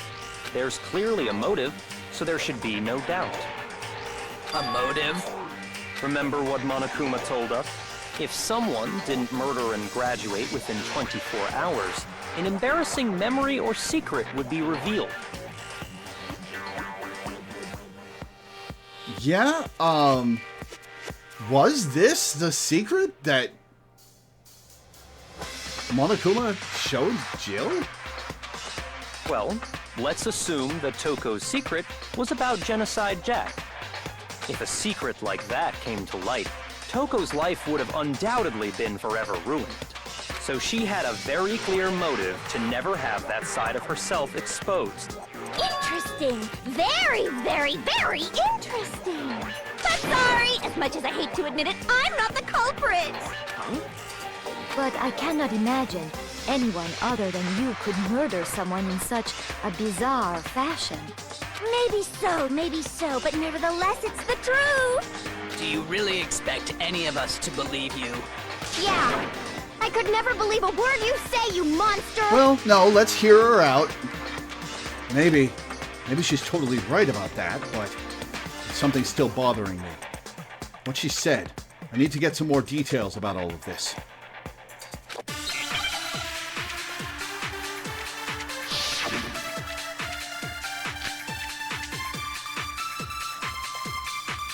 Sorry, but I didn't kill anyone! You say that, but do you really expect any of us to believe it? Perhaps if you had an alibi, that would change things. Oh, an alibi, huh? Now we're talking! When you compare your past murders to this incident, the modus operandi matches completely. What more proof do we doesn't. need? Give it up. You killed her. Alright, back around we go. I'm skipping the hint without looking at it. Sorry, but I didn't kill anyone! You say that, but do you really expect any of us to believe it? Perhaps if you had an alibi, that would change things. Oh, an alibi, huh? Now we're talking! When you compare your past murders to this incident, the modus operandi matches completely. Oh, it just got in the way. What do we need? Give it up. You I bet she killed finds it funny that if she dies, everyone else dies. Sorry, but I didn't kill anyone! You say that, but do you really expect any of us to believe it? Perhaps if you had an alibi, that would change things. Oh, an alibi, huh? Now we're talking! When you compare your past murders to this incident, the modus operandi matches. No, that's wrong.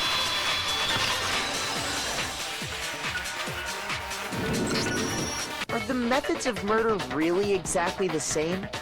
I'm not so sure about that. I think there's a slight difference between the Genocide Jack cases and more this than one. slight. Huh? How's it any different? Uh-oh, you don't know? Well then, human garbage, let me tell you! I murder with passion and conviction. I consider myself a professional, and I have a very particular way of doing things. I just noticed that one of the scissors is embedded on the guy in the right skull. Oof. Imagine you go to a fancy Italian restaurant. They're very picky about the noodles, the sauce, everything. But what happened to Chihiro? We're gonna get to keep Toko for a little while after this. For at least one more chapter. Interesting. That's gonna be an interesting dynamic. It'd be like if that same Italian restaurant started using ragu or Chef Boyardee. This is no creation of mine. Professionals have standards. Let me rephrase that in a way that maybe makes more sense. There are two clear differences between the Genocide Jack cases and this one. One clear difference between the murders. And the photos from the other Genocide Jack cases look at the neck and stomach. Victim's fatal injury. I got it! For one, the cause of death is different. In the Genocide Jack murders, all the victims were killed the same way.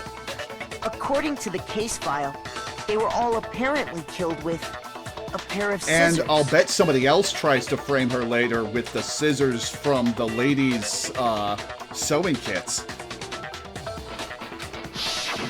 But Chihiro died from a blow to the head, right? Ah, yes. That is remarkably different from the other murders. Wouldn't it be strange for someone who kills the same way without fail to to suddenly change their method? And there's more. One more conflicting detail. That's right! In my recipe of murder, if the bloody message is the tortellini, then the arrangement of the body would be the pesto sauce! Could you please stop comparing killing people to cooking? So, are you saying the other difference has to do with how the body was Yes. Glad you're keeping up. That's right. She was suspended. What was used to suspend her? I got it! Do you remember what the killer used to suspend her? They used some kind of rope to hang her up by her wrists. What is your point? Well, in all the previous Genocide Jack cases, something else was used to Yeah, suspend how the her. hell did Toko have enough strength in her body to drive scissors through somebody's arm into a wall? Specifically, pairs of razor-sharp scissors. And guess what? I used my own specially designed scissors for the murders and the arrangement! Like I said, I'm a professional, so naturally I'm very picky about the tools I use. And you know what else? Big Mac said there's 2 differences, but he's wrong. Big Mac? Are you referring to me? That's a hell of a nickname. Listen up, Big Mac. There's actually one more difference. What if some of the others start calling him Big Mac? Huh? My word, you really didn't notice? Take a look at who the victims were in each Genocide Jack case. There's a pattern there, just waiting to All be men. discovered. A pattern? Figure that out, and it'll be plain as death why I couldn't have possibly killed that little lolly girl. Let's see. Pattern surrounding the Genocide Jack victims. Chihiro didn't fit it. Notice. Because Chihiro was a girl. I got it! Is it because Chihiro was a girl? Bingo! Bullseye! Right on the money! What are you talking about? In all the Genocide Jack cases, all the victims had something in common. Ken Harada, 32. Yep, I already read these names. There was no end to it. They were all guys? That's right! The people I kill with such passion and conviction are all adorable little men!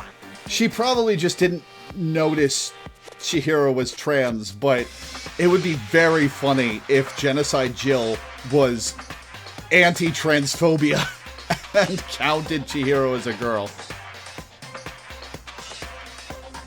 I can't believe I said it! I'm so embarrassed! The hell is wrong with you? I can't help it! I'm just a full-throttle boy-on-boy fangirl, and the mopey side of me just hates it. But now I'm on the fast track to becoming a full-fledged fan madam! So, since Chihiro was a girl and not an adorable little man, you wouldn't kill her? Would an Italian chef suddenly start making ramen just because they're both noodles? Don't be stupid. Byakuya knows that Chihiro was trans and is probably going to call that out? Does Byakuya call out Chihiro for being trans now to try and pin this on Jill some more?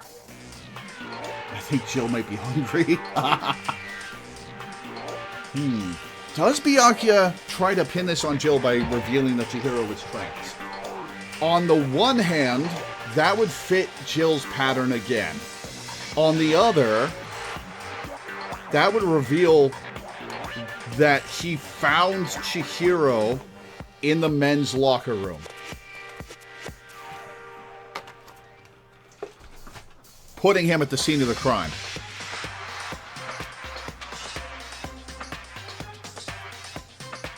I have too much passion and conviction to cross that line. That's the absolute reality of the one and only. We get it. You've clearly explained your hobby and your philosophy. But that's not all there is to it. It's a different matter entirely, when you're forced to kill in order to survive. Quiet, lowly cur! Lowly? I would never kill for a reason as petty as mere survival. And if by some fluke I did kill to survive, Why would I bother with the message and arrangement? It'd make me the obvious suspect! That does make some amount of sense. It does make some amount of sense, yeah. Plus, whatever reason I have for killing, I would never leave out my prized scissors! Who would go out of their way to use a big, stupid, heavy dumbbell? Maybe you used the dumbbell because you couldn't find any scissors in the school? Any scissors? I don't just use any scissors. I only use my own set of high-class envy of the entire world scissors! Okay, whatever. There still aren't any in the school. Are you sure about that? Wait, are all the ladies' sewing kits supplied with genocide gel scissors?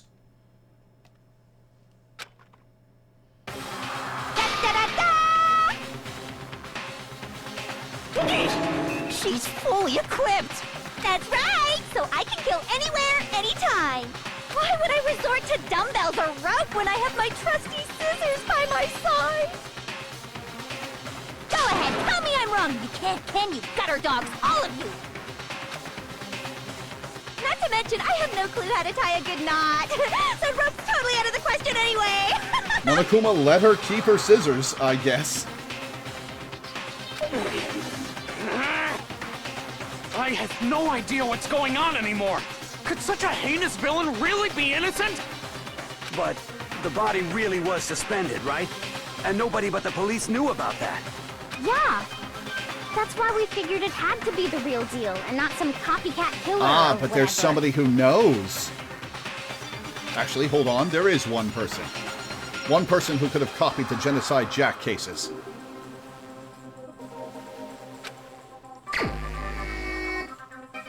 Where is he? There he is. Here's my answer. Byakuya, it's possible you could have found out, isn't it? You'd have no problem gaining access to classified government documents or internal police records. Plus, you'd already looked through the Genocide Jack file before this all happened, hadn't you? Are you saying Mr. Togami Sure am. did it? Then the reason he pushed the theory of Genocide Jack being the killer so hard was because he wanted to pin the crime on her. So, he rearranged the scene to disguise it and make it look like I put my stamp on it. The adorable glasses man was behind it all. Oh, I'm on fire! Well, Byakuya, what's your response? I see. So now the suspicion falls on me. Then I must ask, when would you say I began acting suspicious? Surely you must When you have started an answer. railroading me. Looking back and thinking about it now, the way you were acting right before we discovered the body was a little strange. In the locker rooms. They're suspicious. Very suspicious indeed. Wouldn't you agree? Huh? Suspicious? It seems nobody searched the locker rooms. Let's start with the girls' locker room. You wanted to go to the girls' locker room right away, right? But since you're a guy... I should have naturally thought of the boys' locker room first. Is that what you want to say? The victim was Chihiro, a girl. Hence why I said we should check the girls' locker room. Nothing strange about that, I'd say. On the contrary, there's something very strange. Okay then, what's so strange about it? Go ahead, share with the rest of the class. We didn't know it was Chihiro at that point, right? There was a clear contradiction with what Byakuya just said. A new element! Next, we're going to add something called a truth flashback.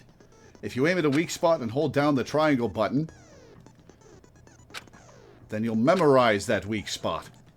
This memorized phrase can only be shot once as a single truth bullet. If you shoot or change the truth bullet, it will disappear from your truth cylinder. However, you can use this flashback feature as many times as you want. If you don't seem to have the answer to a lie or contradiction in your loaded truth bullets, it might be wise to memorize a different weak spot and use that to make your case. When's the best time to flashback? Well, you'll just have to use your keen wits, won't you? In this case, though, I will say that if you don't use a flashback, you won't be refuting anything. Well then, good luck and have fun. Okay. What's the control for a flashback?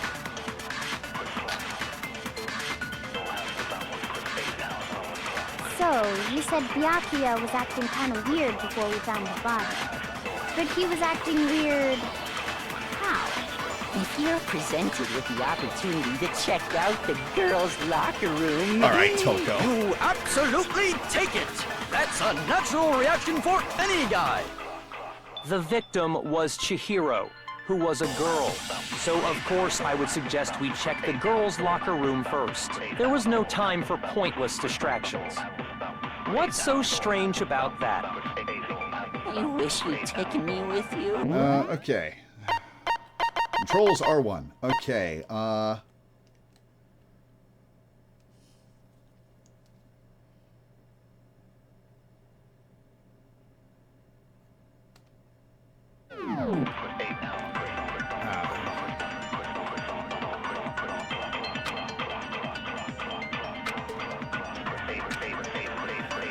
So, you said Byakuya was acting kind of weird before we found the body. But he was acting weird... how? If you're presented with the opportunity to check out so the let's girls' test this locker out. room... You absolutely take it! That's a natural reaction for any guy! The victim was Chihiro. All right, this is where who we're was a supposed girl. to So fire of course it. I would suggest we check the girls' locker room first. There was no time for pointless distractions. What's so strange about that? I wish you'd taken me with you. okay, let's see. Let's see how we do this. So, you said Byakuya was acting kind of weird before we found the body. But he was acting weird... how? If you're presented with the opportunity to check out the girls' locker room... You absolutely take it! That's a natural He's reaction revealed for himself. any guy! The victim was Chihiro. No, he's wrong.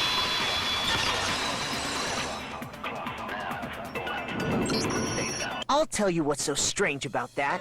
Because up until we actually discovered the body, we couldn't have known who the victim was. So your claim that you went to the girls' locker room first because Chihiro was the victim doesn't hold up. I see. That's a good answer. All I right, must what are you admit. pulling out next? Interesting. Very interesting indeed. But your reasoning is still too weak. Huh? What's wrong? Is that it?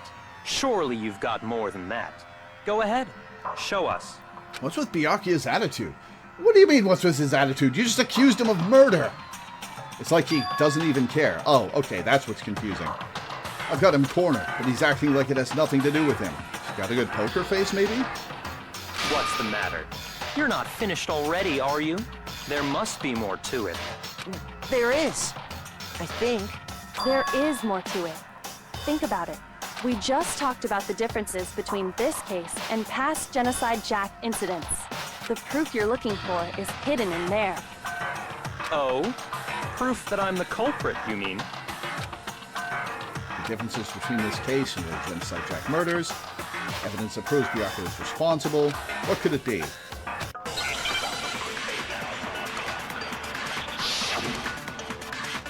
Library desk lamp. God, I wish it would load more than one bullet. Oh, I wish I'd started on mean difficulty. What? The difference between the cases? You want me to explain it again? When I want to kill, I use my very own special scissors. And I use those same scissors to arrange the body. But Chihiro was suspended with... It was some kind of rope, Nope. was it not? That's right! It absolutely was! Then there must be something very fishy indeed about that rope. Hey, Byakuya, where'd you get it from, huh? I'd never seen that rope before in my life. Obviously, somebody else must have had it hidden away Okay, somewhere. I know exactly which one. Now looking at the hands. What? The difference between the... You want me to explain? When I want to kill, and I use those same... But Chihiro, it was some kind of... That's right! Then there must be something very fishy indeed about that. Hey, Byakuya, where'd you get it from, huh? I'd never seen that rope before in my life. No, he's wrong.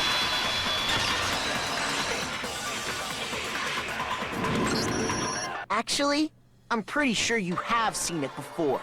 Because, you see, that rope, or should I say, that extension cord? What? An extension cord? Did you not go in the room at all, Hifumi?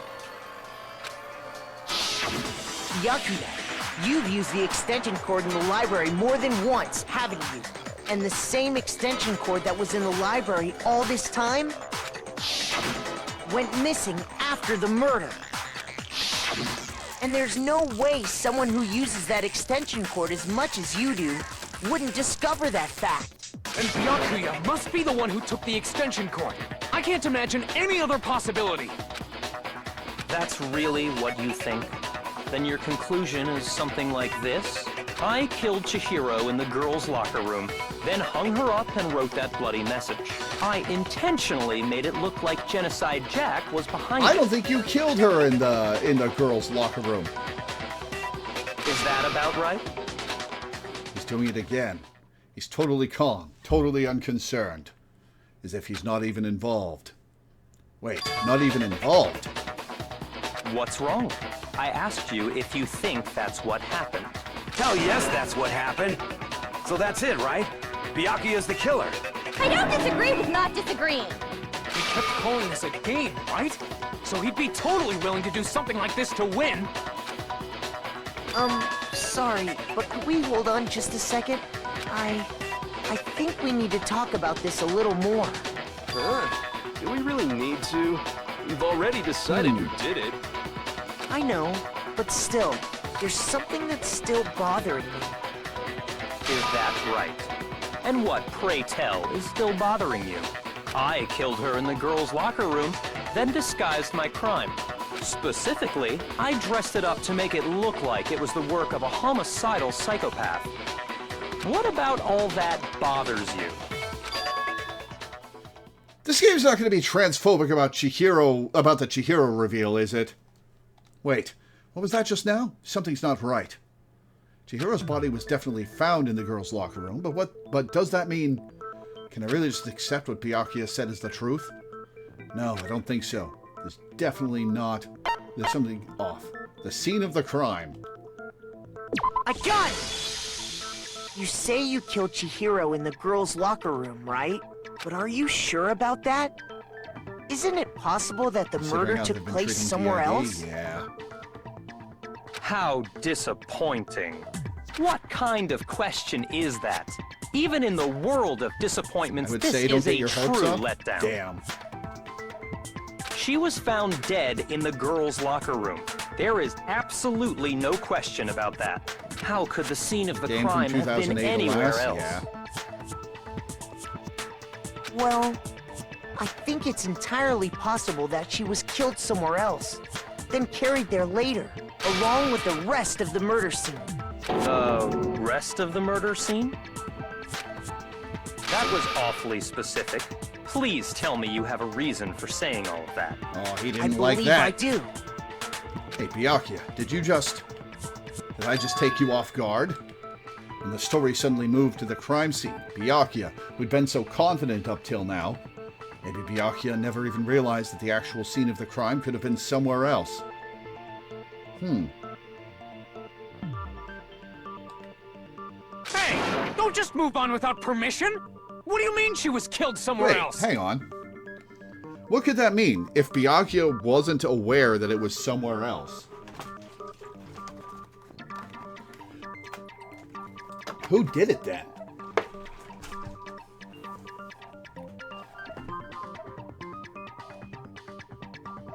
I was thinking it was weird we'd nail Byakuya before revealing this. Come on, Makoto. If there's any chance the murder took place somewhere else, let's see the proof.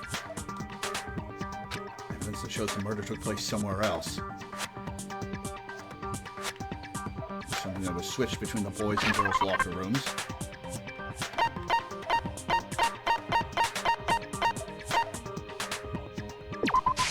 I got it! The proof that she was killed somewhere else is... the poster that's hanging in each locker room. Your proof is some posters? The poster in the girls' locker room was A picture of a big-boobed supermodel. But don't you think that's kind of strange? Why would the girls' locker room have a poster like that? I bet those massive jugs of hers were totally fake! Meanwhile, the boys' locker room had a poster of the super popular boy band Tornado.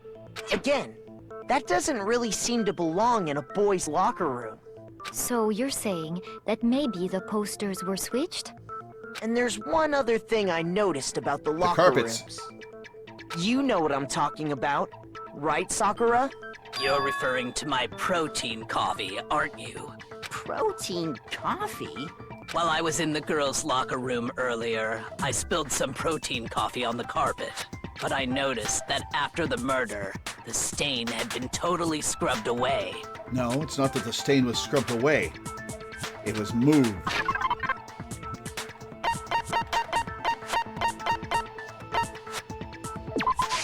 I got it! The stain on the girls' locker room carpet wasn't scrubbed away. In fact, I found it on the boys' locker room carpet. That's definitely the stain from my protein coffee.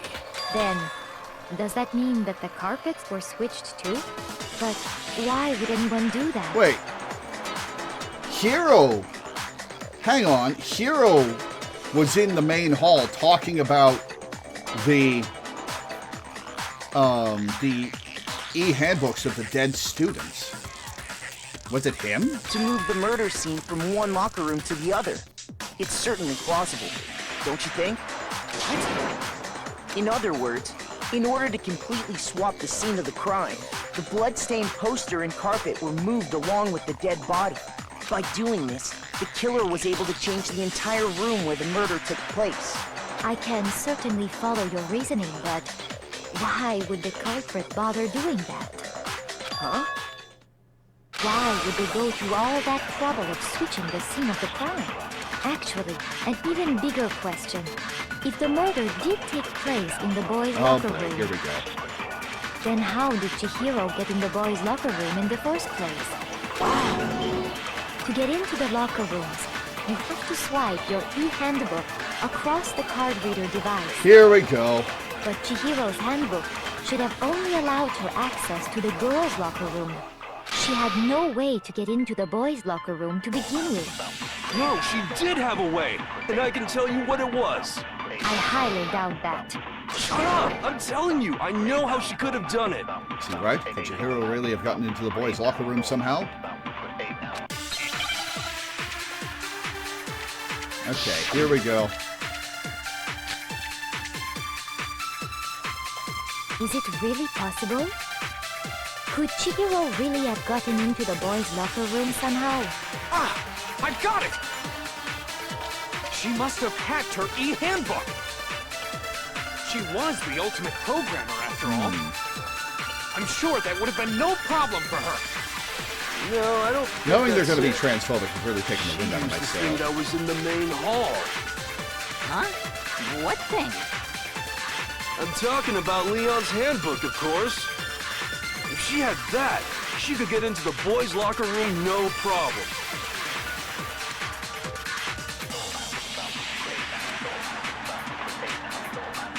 Is it really possible? Could Chihiro really... She must have hacked. She was the ultimate. I'm sure that would have been no problem Okay, for her. here we go. No, I don't think that's it. She used the thing that was in the main hall. Huh? What thing? I'm talking about Leon's handbook, I missed. of course. If she had that, she could get into the boys' locker room no problem. Is it really? Could Chihiro really... She must have hacked. She was the ultimate. I'm sure that would have... No, I don't... She used the thing that was in the main hall. Huh? What thing? I'm talking about Leon's I missed handbook, again. of course. If she had that, she could get into the boys' locker room. I've got to aim lower. Could Chihiro really... She must have hacked. She was the ultimate. I'm sure that would have... No, I don't... She used the thing that was in the main hall. Huh? What thing? I'm talking about Leon's handbook. No, that's wrong.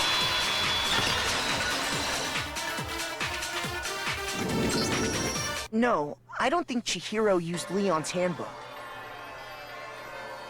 Why not? because Leon's handbook was broken. Oh. Well, then, yeah, I guess that'd be pretty impossible, huh? I am struck silent by how quickly you gave up. Plus, Oh yeah, concentration. isn't there a Forgot about that. regulation against using someone else's handbook? Actually, the rule states that loaning your handbook is prohibited. It says nothing about borrowing one. In other words, you could borrow a dead person's handbook all you want, and you'd be safe. Yup, yup, yup. Hit the nail square on the noggin. Of course, if it were broken, that wouldn't make any sense anyway.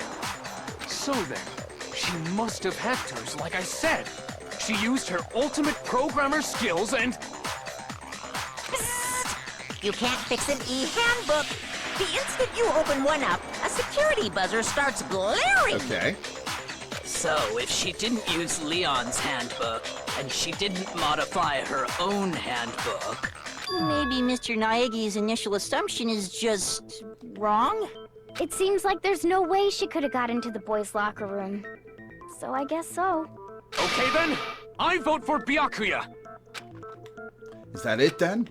Chihiro was killed in the girls' locker room and Byakuya is the one who did it? Really? But still, I don't know what else I can do. Hold on a second. I agree with you, though. I think you're on the right track.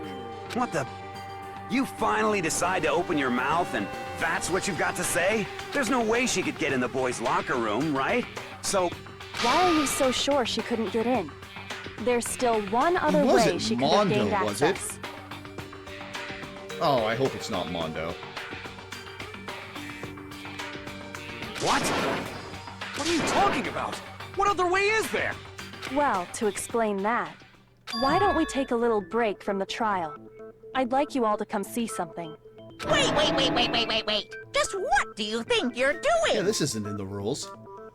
Don't worry. This'll make the whole trial more exciting. I'm sure that thought must please you. Huh? It'll make things more exciting? Well, all right then. I declare an official class trial That's recess. unexpected. For real? For real? Now then, what is it you want to show us? It better not be boring or I'll be very unhappy. Oh, I have no doubt it'll meet your lofty expectations. So, shall we go? So before I even knew what was happening, the class trial had been put on hold. We headed off with Kyoko in the lead. And where she took us was...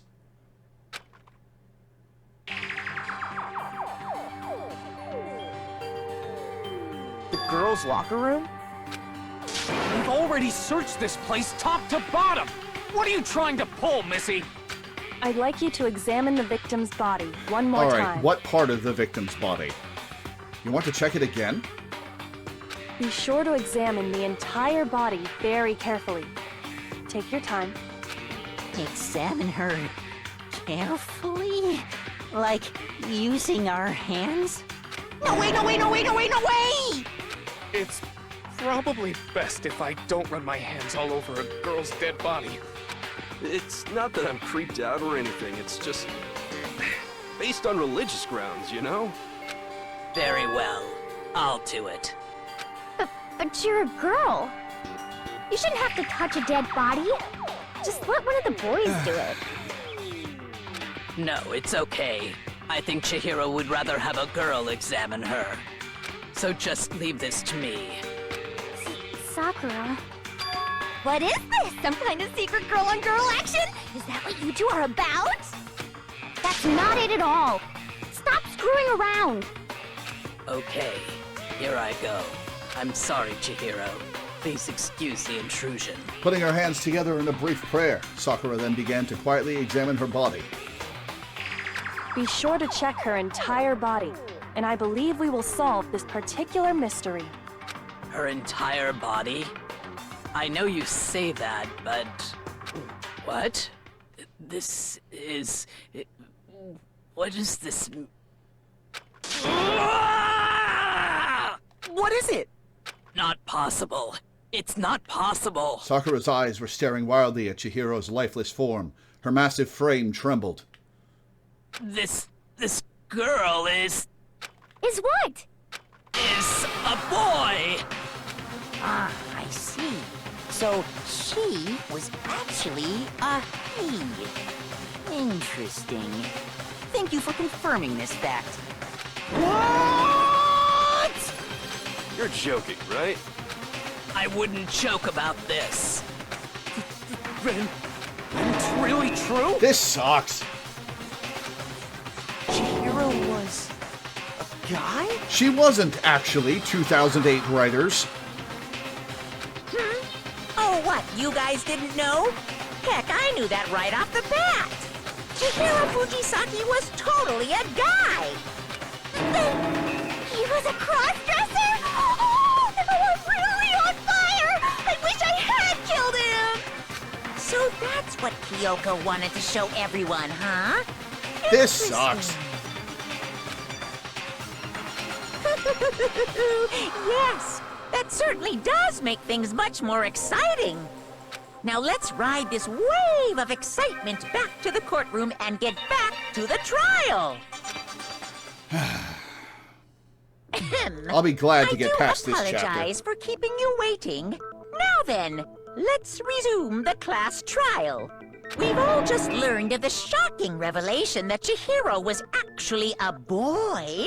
Let's pick up from there. Yes, well, I don't know his reason for hiding it, but the fact is, Chihiro was not a girl, but a boy. To think that Chihiro was actually a guy. The thought had never even crossed my mind. And because the victim was male, he would have had no problem gaining access to the boys' locker room. Assuming his handbook did, in fact, list his gender as male, then yes, that would be true. Of course his handbook said he was a boy. He dressed like a girl, but he was a boy. This through and sucks. through. So then, there should be no issue with Makoto's initial assertion. The victim was killed in the boys' locker room, and was then later moved to the girls' locker room.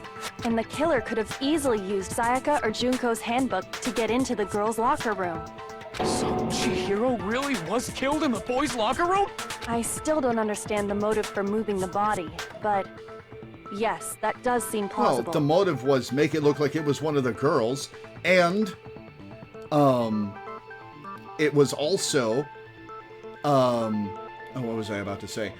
It was also because everybody thought Chihiro was a girl, and they thought it would complicate things if everybody knew Chihiro was a boy.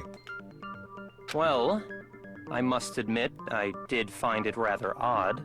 I knew he felt a little off. There was a certain incongruity to his female shut up. body. This is the most titillating situation! So now everything has been connected. All the mysteries have finally become clear. Okay, well, connected or clear or whatever. We still think you're the killer, remember? Very interesting. This has become very interesting. There's that smug sense of invincibility. He's off in his own little world. What about you, Makoto? After everything we've learned, do you still think Byakuya's I'm the actually killer? leaning towards Mondo now. Well, without a doubt, Byakuya is the one that made Chihiro's death look like Genocide Jack did it. But I... Yeah, why did... So, wait. Hang on. Okay, what's the motive there? So, if Byakuya made it look like Toko did it, did he think Toko did do it and slipped into the boys' locker room using somebody else's... No.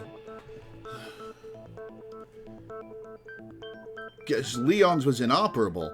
Okay, so if Byakuya tried to pin this on Toko, hang on, that would have gotten Byakuya killed. Is he just trying to spice things up and obstruct the murder investigation to make it more exciting? Why?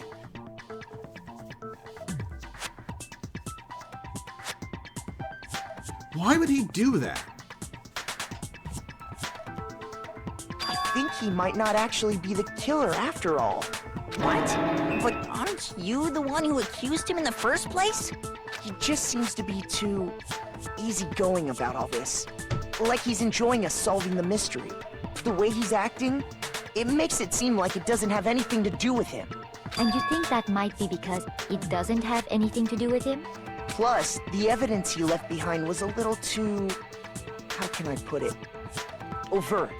He consciously chose to use the extension cord, knowing it could connect him to the murder. At least, that's how I see it. And Byakuya, when you found out the murder took place in the boys' locker room, it seemed to rattle you. And then again when you found out Chihiro was actually a guy. If you really were the killer, that stuff wouldn't have had any effect on you. So that's your thinking, huh? Well, it bothers me that you don't have more concrete reasons, but... it's fine. I guess I'll mark it as correct, for the time being. Mark it as correct? He's right. I am not the culprit. I just happened to come across the corpse in the girls' locker room and decided What to were you alter... doing in there? Are you fucking with us right now? No, I am not effing with you right now. I'm telling you the truth. Well, I find it very hard to believe. Go ahead. Find it very hard to believe. You're free to be executed along with the rest of us. If you're really telling the truth, then why? Why do you do that to his body? My reasons hardly matter right now. Uncovering the culprit is much more He's important, gonna be a wouldn't you say? problem. Now then, if it wasn't me, who was it? Well, I don't think I can say for sure without talking about it a little more. We're seriously gonna keep going? We're all good, aren't we? I thought it was clear Byakuya did it. No, I'm with Makoto. If there's any doubt whatsoever, we need to explore every possibility. Because if we're wrong, we all die here. That's true. Very well then. I'm with you too. Damn straight. Count me in. Do you not have a mind of your own? Of course I do. What am I, an ant You or really something? don't, Hero. Anyway, let's discuss this all as a group one more time. We still have time to make our decision. That's very true. Our lives are all on the line. Excellent. Then shall we resume our game of hide and seek? But if Byakuya didn't do it, then who's the real killer? Who murdered Chihiro? There's one thing we can be sure that we know about the killer. The killer was able to gain access to the real murder scene, which means...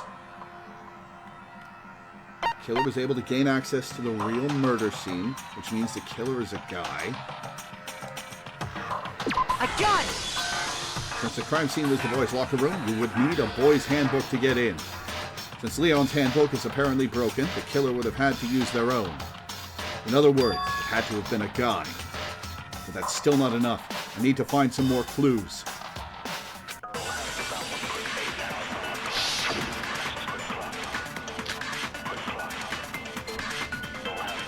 Isn't there a single clue that might lead us to who did it? Well, clues are one thing, but did nobody get a look at the killer?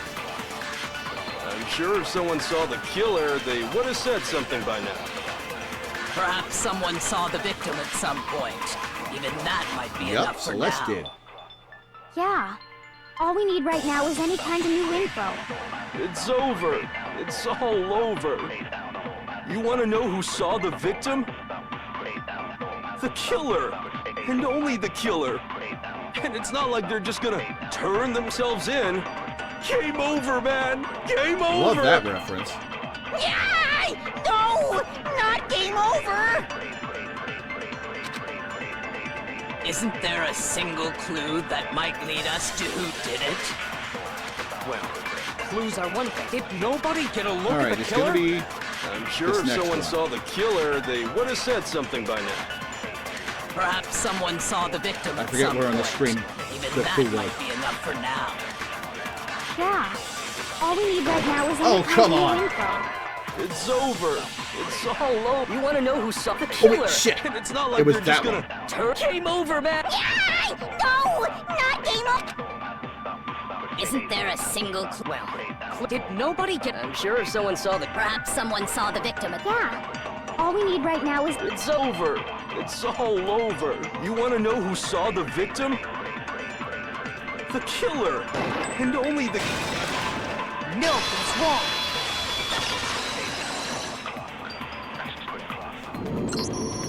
I believe someone else did see the victim before he was murdered. What do you think, Celeste? Now that you mention it, yes, I did see him. Huh? Really? Oh, but I suppose only Makoto knows about this. The rest of you had no idea, did you? That is why you're all making such ugly noises. Whatever! Just hurry up and tell us! It was last night, right before nighttime. I saw Chihiro in the dormitory warehouse. I saw him stuffing a track jacket into a duffel bag. And then, I assume, he headed off to exercise. A track jacket and a duffel bag? But we didn't find anything like that at the murder scene. It seems likely that the culprit destroyed them to get rid of any You want to do another recess? And that is when he said something that struck me as rather odd. Well, I'd better get going. I'm kind of in a hurry. Chihiro told me he was in a hurry. But why would he be in a hurry? Only if someone were waiting for him, I should What think. if Mondo offered to help him get help? Wow, they've been calling her him, and it broke through into my brain. Oof.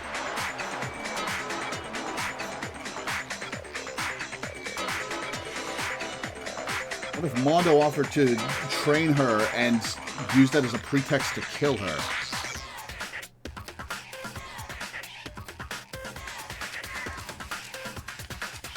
So, Mr. Fujisaki was on his way to meet with someone, and then they were going to work out together? But Hina and I had invited him to exercise with us plenty of times, and he always declined. She would have had to. Probably because he was afraid you'd find out the secret he was hiding, right? Which means that conversely, he must have trusted whoever he was meeting with very much. Enough so that he was willing to risk his secret being revealed. What a marvelous Oh no, it was friendship! Mondo, wasn't it? The point is, whoever he met up with is the culprit, right? So we just gotta figure out who it was. But knowing what we know, I can't even guess. No. You already have what you need to make the connection. Huh?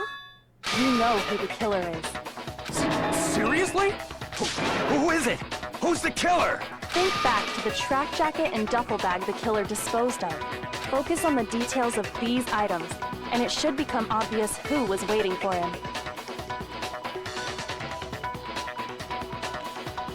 Are you sure about that? You really think we can figure out who did it based on two pieces of evidence that we don't have? What? You want to track down some fingerprints or something? Even if we had the equipment for that, we wouldn't know how to use it. As was noted, the evidence is already gone. There's nothing to get fingerprints from. Maybe, but we can make certain inferences if we just take the time to talk it out. Easy for you to say, but fine. Celeste, did you notice anything special about the bag or jacket? The bag was just a normal duffel bag from the warehouse. All the bags in there are the same, so I can't imagine what would make that one special. Well, if I remember right, there was a decent variety of tracksuits to choose from. Do you think there might be some connection between the culprit and Chihiro's jacket? Perhaps. Let's explore that and talk a bit more about the jacket he took. Does Chihiro's track jacket really hold some clue about the killer? Somehow, it's really hard to believe.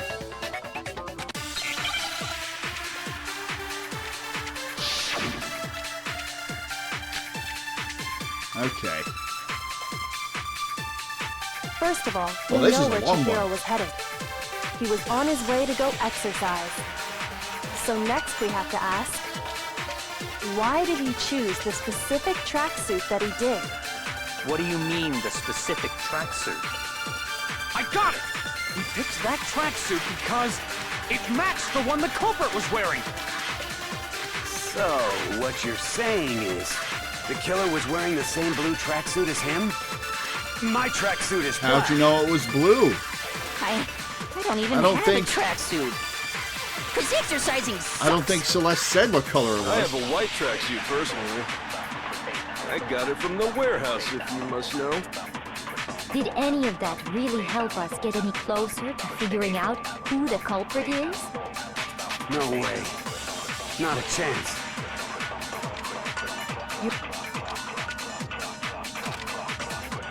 First of all, we know where Chihiro was heading.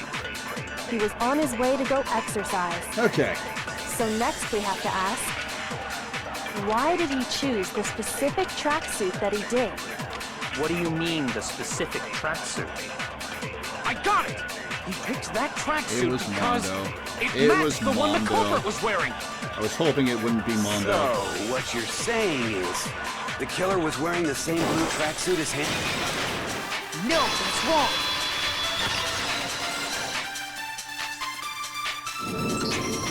Hold on a second, Mondo. What did you just say? Huh? What'd I say? When Celeste testified a few minutes ago, she said...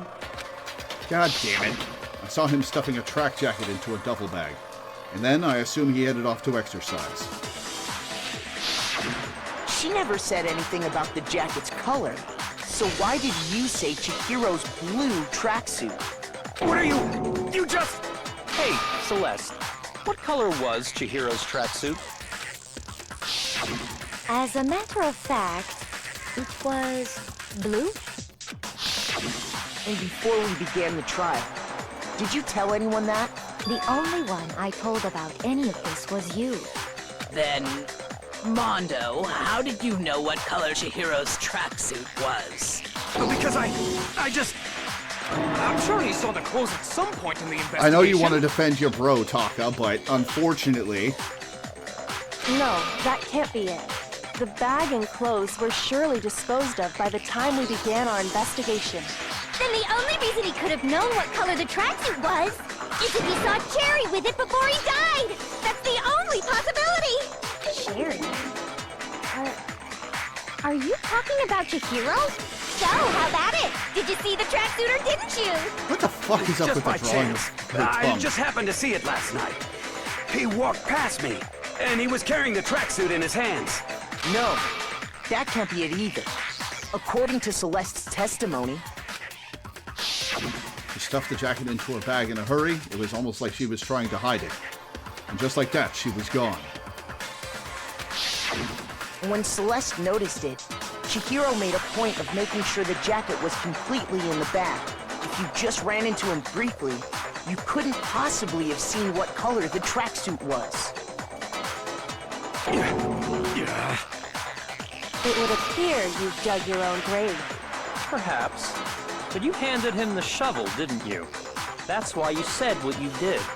Focus on the tracksuit and it'll be obvious who he met with? What a bunch of nonsense. Ah, now I understand. It was all one big bluff, wasn't it? Your true intention was to draw a slip of the tongue from the culprit. That's why you said you knew who did it, to put them on edge. That's right. However, Mondo was my target all along. I had my suspicions about him from the very beginning. I should have known that he wasn't using the gender-neutral dude. But why? What made you so suspicious? That's a good question.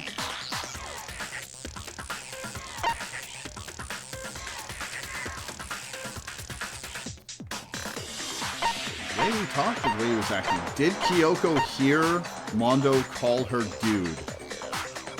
Or was it just because he was so down?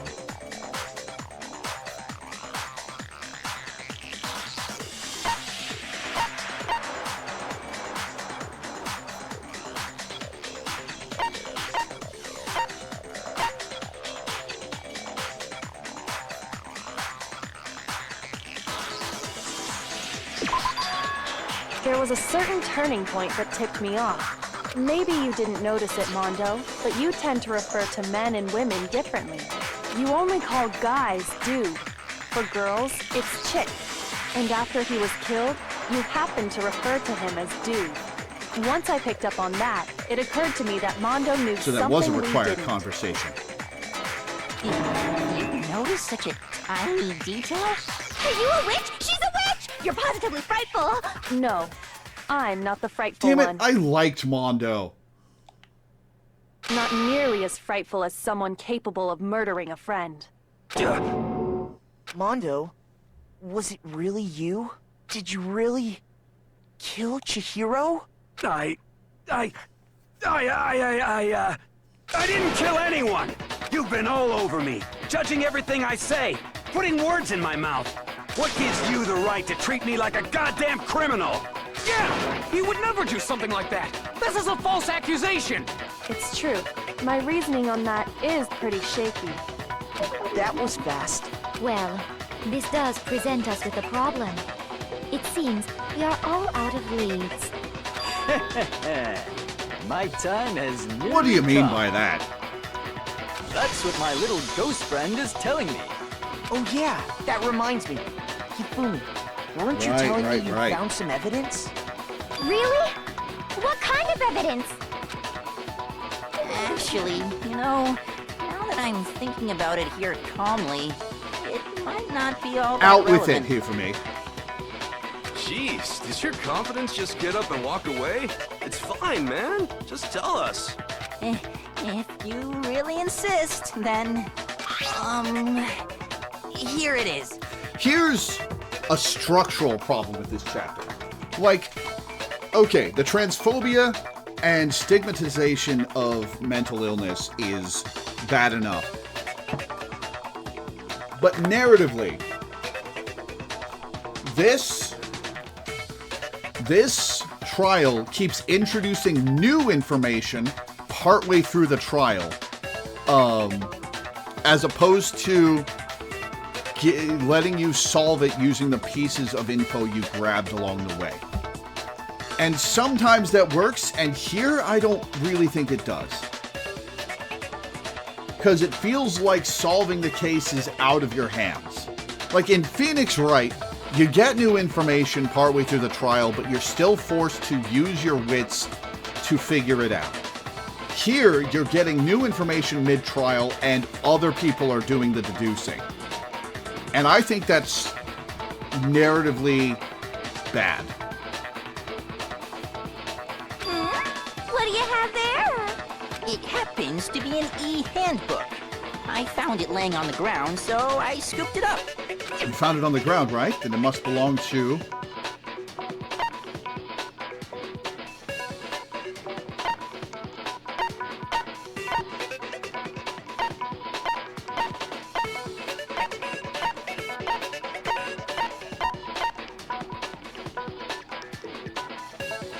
I'll guess Mondo.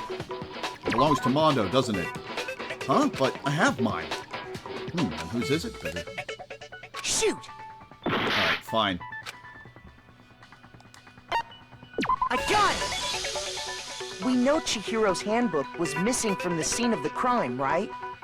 Kodo was not the smartest tool in the drawer, so it often falls to Kyoko or Byakuya or whoever to be smart. Yeah, but that's unsatisfying, you know? Like... For a fact. For a fact indeed. I was totally sure I'd found it. Then it must hold some clue about the culprit, right? Well, that's what I was hoping. But it's busted. It won't even turn on. The killer's e-handbooks do turn off. I imagine the culprit broke it to get rid of any evidence after the murder. That's odd. I didn't think the handbooks were quite so fragile. You're right. They're not. They're totally waterproof and shock resistant. It would take an awful lot to break one. And yet, this one does appear to be broken, as is Leon's, sitting useless in the main hall. For all your confidence, that is a remarkably high failure rate. Do you think there might be some kind of mystery Yeah, in there it's the somewhere? killer's handbooks, and Mondo picked up Chihiro's and thinks it's his. How precisely did the handbooks get broken? There's one possible explanation.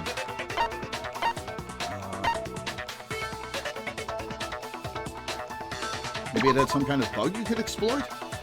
Too bad for you, but those things have been debugged to hell and back. We couldn't afford a recall. Shoot! Okay.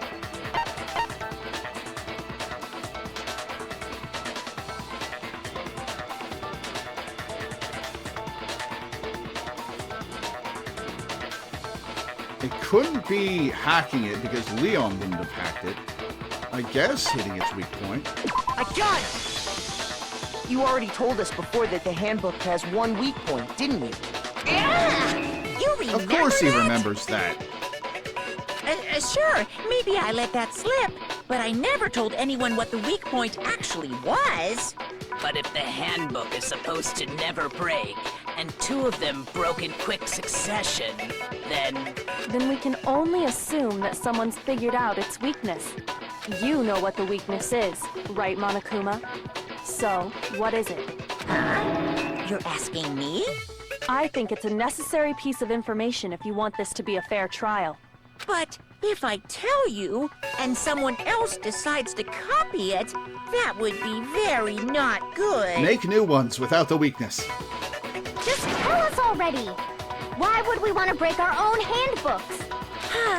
Oh well, I have a weakness for pushy demands. But you're sure you won't follow their example? Then allow me to make a special announcement.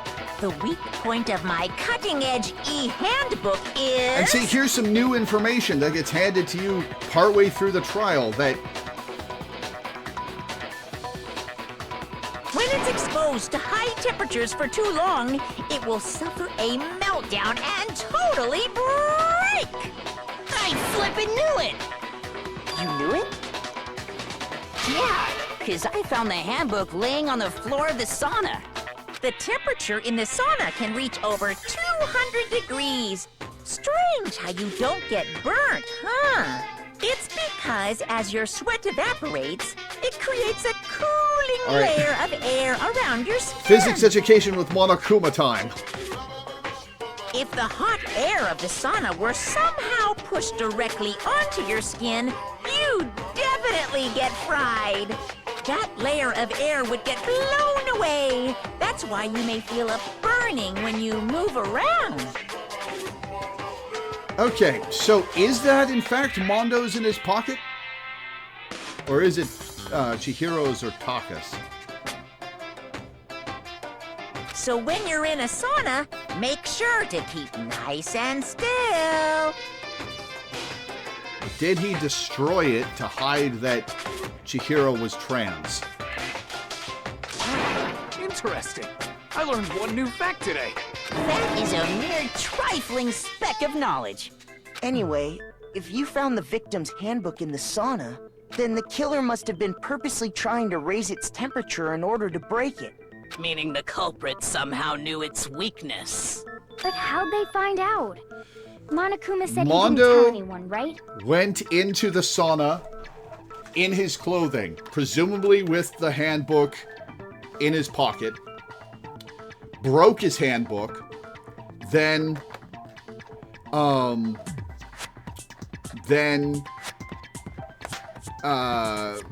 had to use Leon's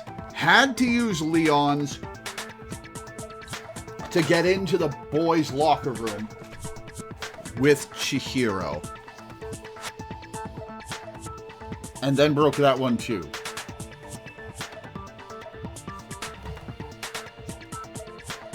Indeed. Quite the mystery. What if they found out by accident? What do you mean by accident?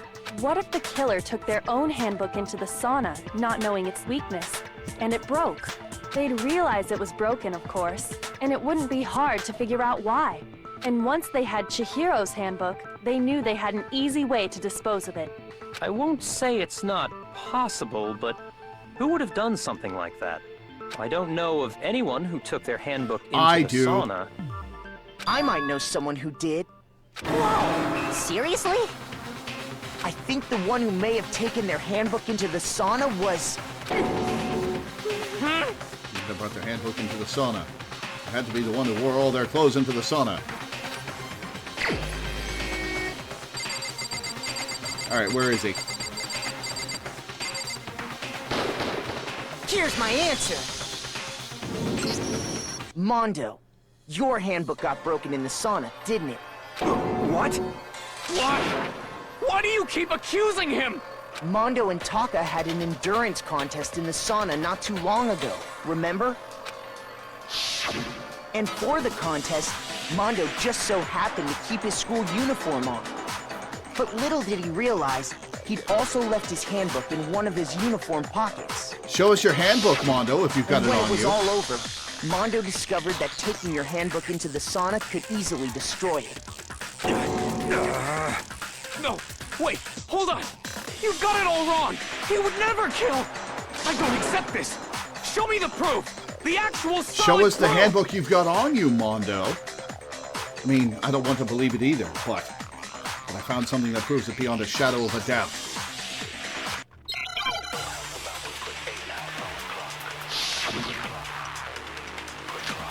Ah, here we go. Broken E-Handbook, Chihiro's E-Handbook, and Card Reader. Let's test Makoto's assertion. If what he says is correct, then Mondo, you broke your own handbook. In other words, if Mondo's handbook is actually broken, then that proves that what Makoto said is right. Well, my goddamn handbook works just fine! See? Look! Makoto was wrong after all! Mondo wouldn't hurt a fly! Okay, so I think I used Chihiro's E-Handbook Let's test on Makoto's my assertion. handbook works just If fine. what he says is correct, then Mondo, you broke your own handbook. In other words, if Mondo's handbook is actually broken, then that proves that what Makoto said is right. Well, my goddamn handbook works just fine! Oh, that's wrong. Okay. What the hell are you talking about? Just shut up, you little bitch. Oof. Shoot! Let's test Makoto's assertion. If what he says is correct, then Mondo, you broke your own handbook. In other words, if Mondo's handbook is actually broken, then that proves that what Makoto said is right. Well, my Works just goddamn fine. handbook works just fine! See? Look! Makoto was wrong after all!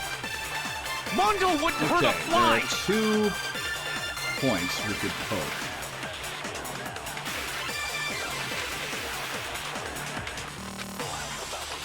Let's test Makoto's assertion. If what he says is correct, then Mondo, you broke your own handbook. In other words, if Mondo's handbook is actually broken, then that proves that what Makoto said is right.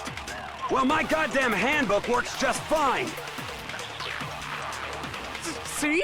Look! Makoto was wrong after all! It's not correct either. Shoot! Okay, I only have so much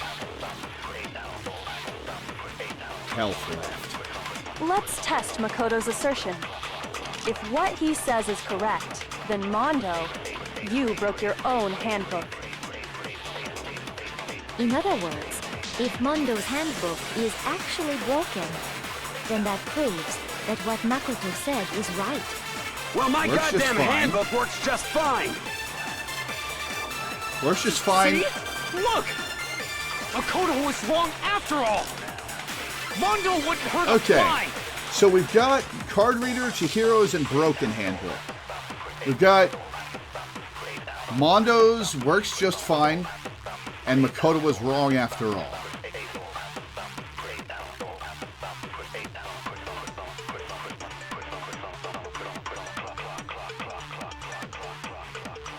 Maybe, hang on, maybe I grab Mondo saying it works just fine and apply it to Makoto was wrong?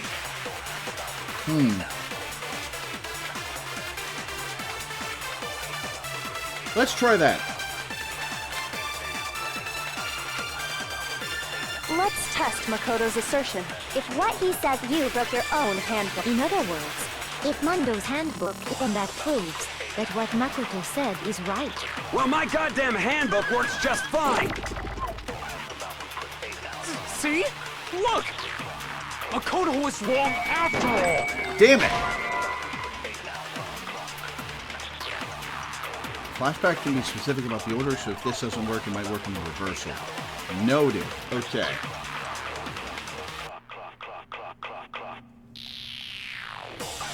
Shoot! Let's test Makoto's assertion. If what he says you broke your own, in other words, if then that proves... Well, my goddamn handbook... See? Look! Makoto was wrong after all! Mondo wouldn't hurt a fly!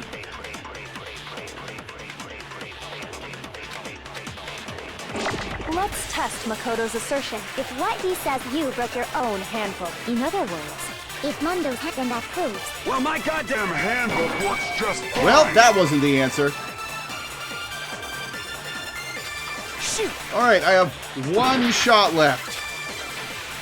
Let's test Makoto's assertion.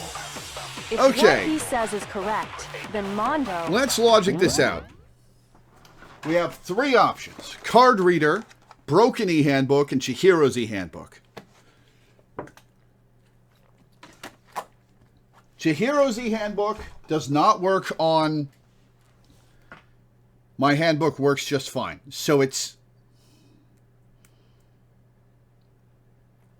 But that's gotta be Chihiro's handbook, because Mondo's is broken. I did try Chihiro's on My Handbook Works Just Fine, right? That was the first thing I did? Or did I try Broken on it? Or did I try Chihiro's on Makoto is Wrong? I can't remember. Shit. Actual question. What order did I do this stuff in?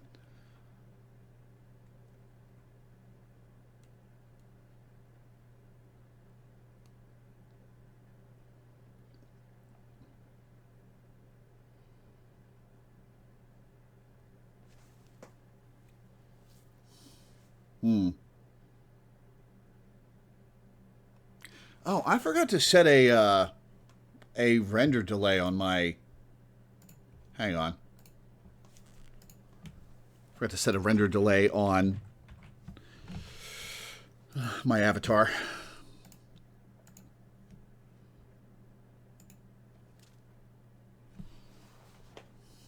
That's an actual question, by the way. I need to know, because I'm down to my last point of health. I could swear the answer is Chihiro's handbook on one of the statements.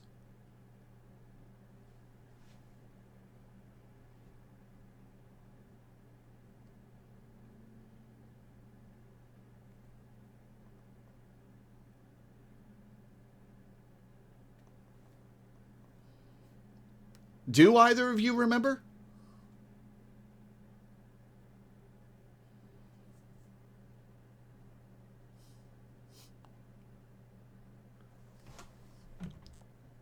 I do not. Shit. How far back does it set me if I get a game over?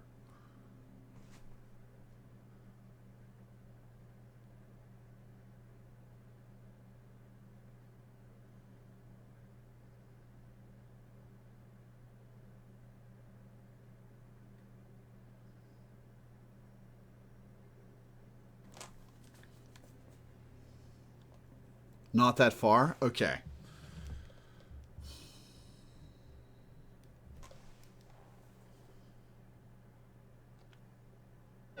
You broke your own handbook. In other words, if Mondo's handbook is actually broken, then that proves that what Makoto Might be worth says is seeing right. what... Well, my goddamn handbook works just fine. See? Oh, wait, he's Look! not actually pulling it out. Makoto was wrong after all! Mondo wouldn't hurt a fly!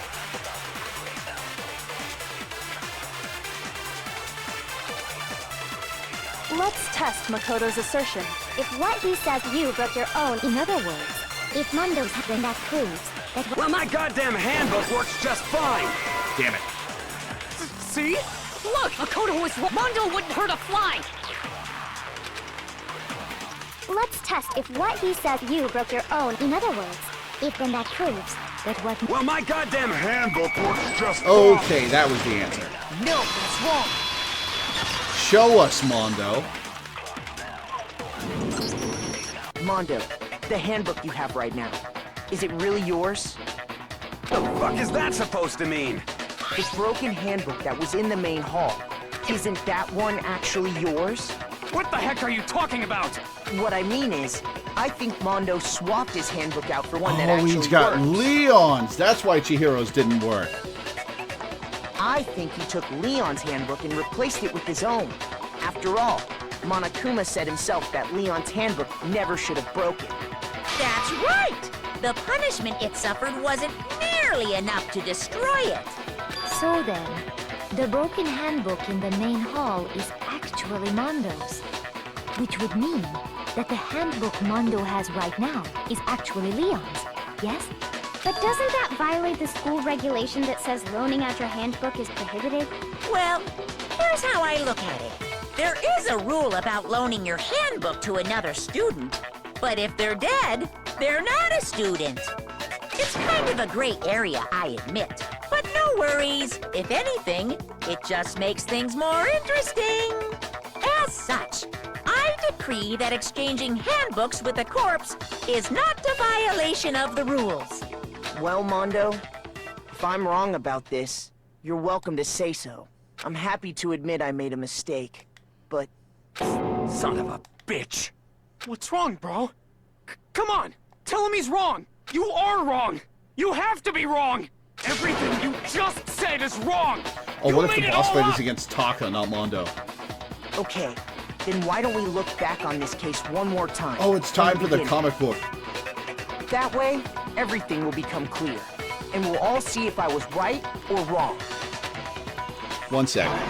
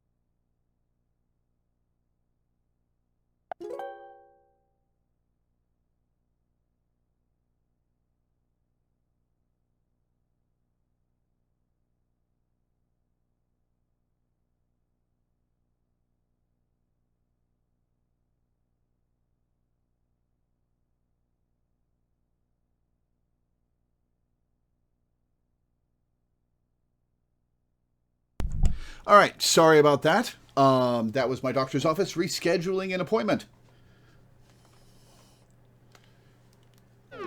Okay.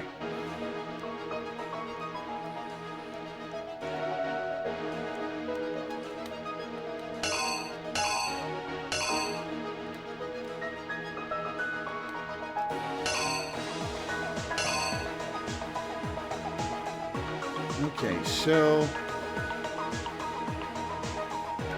Where's the hidden?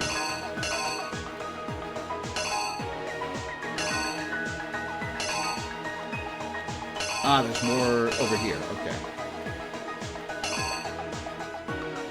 Alright, that'll go there. I think. Oh yeah, because that's a thing Celeste has on her finger.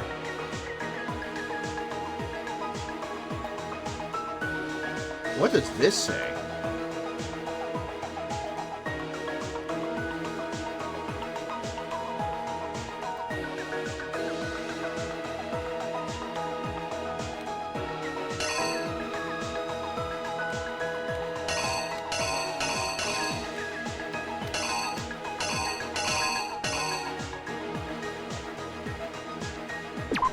There and there.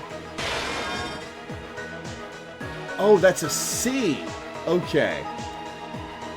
Act 2.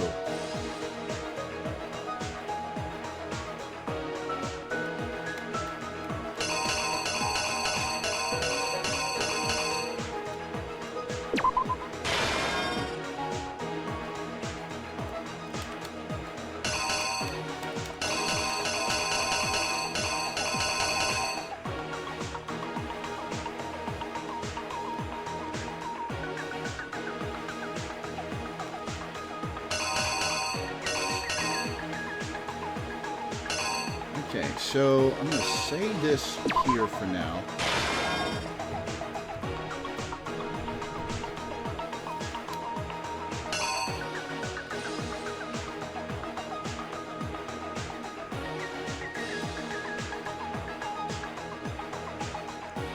No, then it's dropped.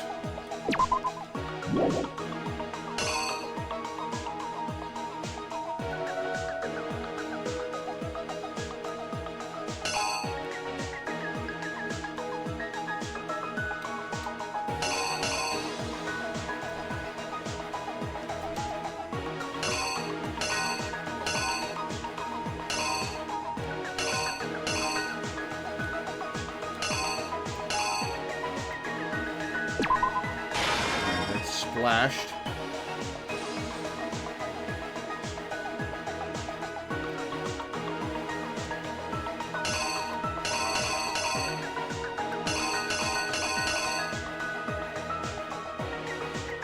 Put that there for now.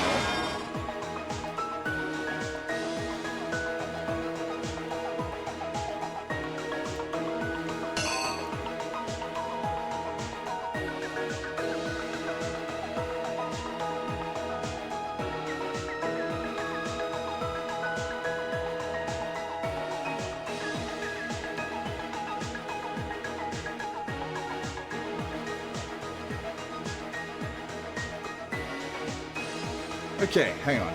Let's look at all this.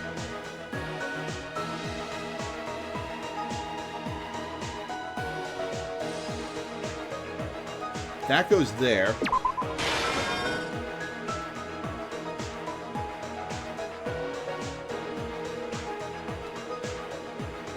Okay, that's Byakuya moving her.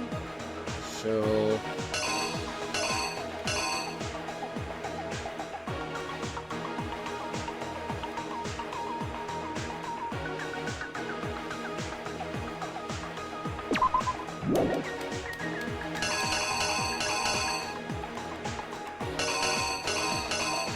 taking down that.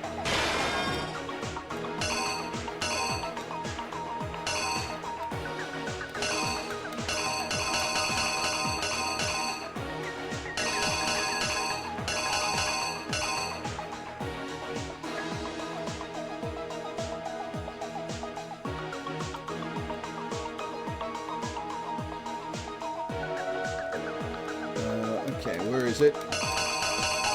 That goes there.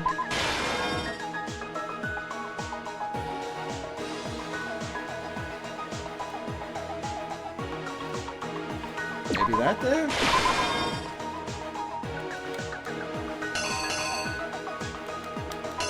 Okay, we don't have that much left.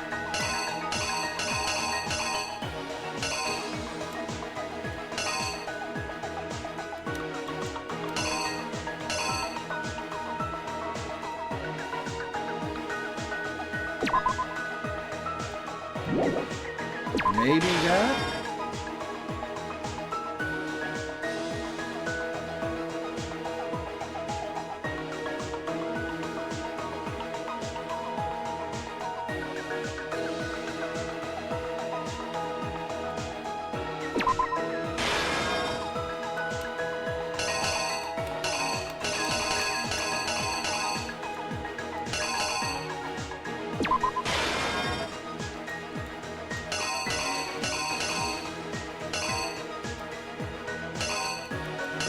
What could be the last thing?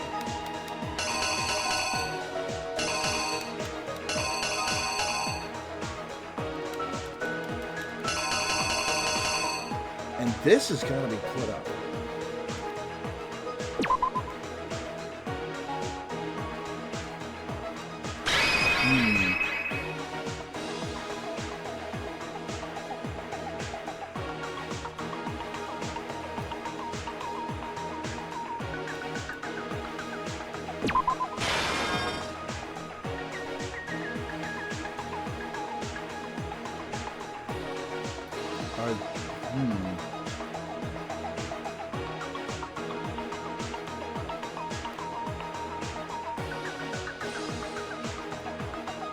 Is this correct?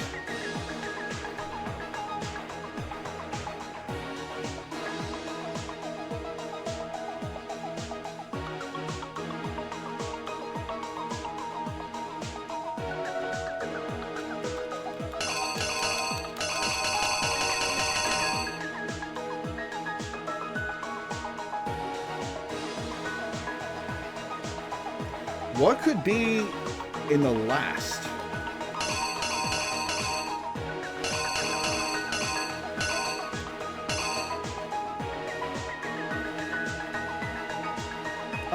I'll try it.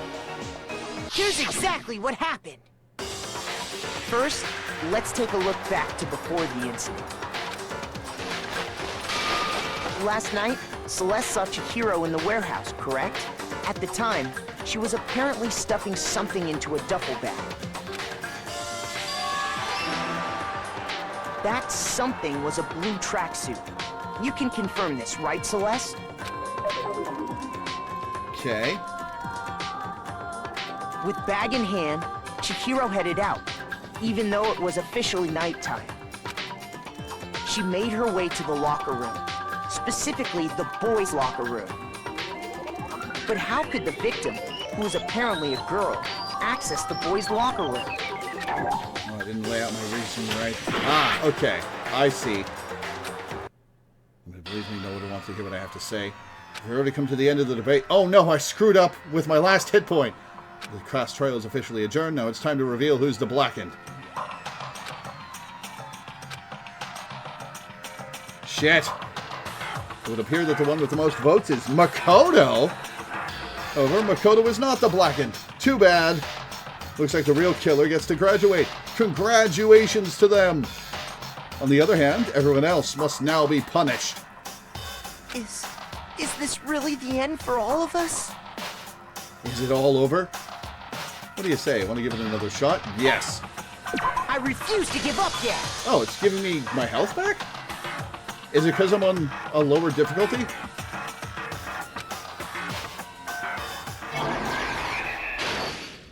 Okay. I had it correct for a bit.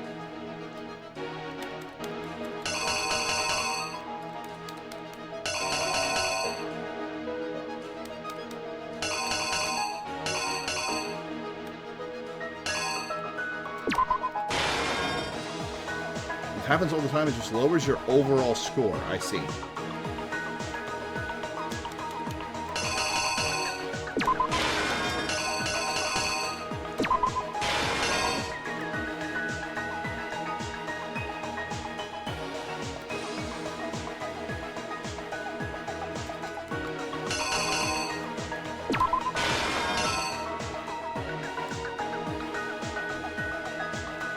This isn't used. Okay.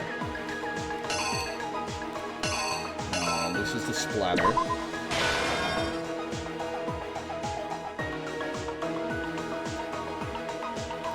Alright, let's...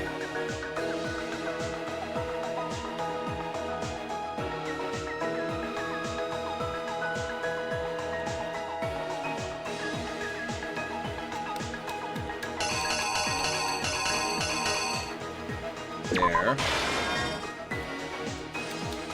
And Bloodlust there.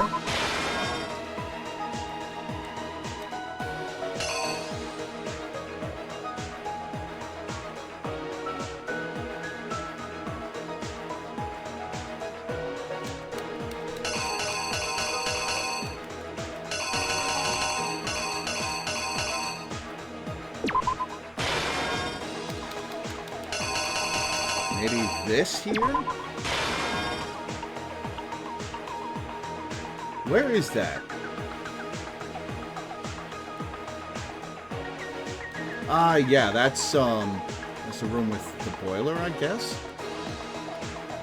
Okay, so that leaves here. What order do these things happen in?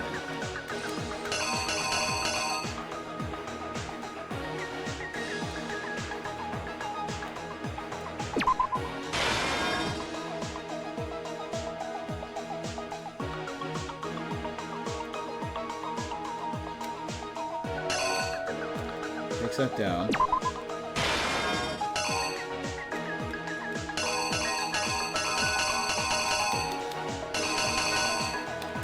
Maybe the girls goes here. And what goes here then?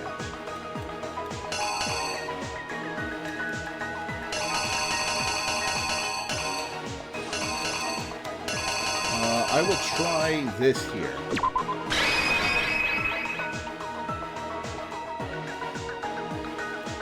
Okay.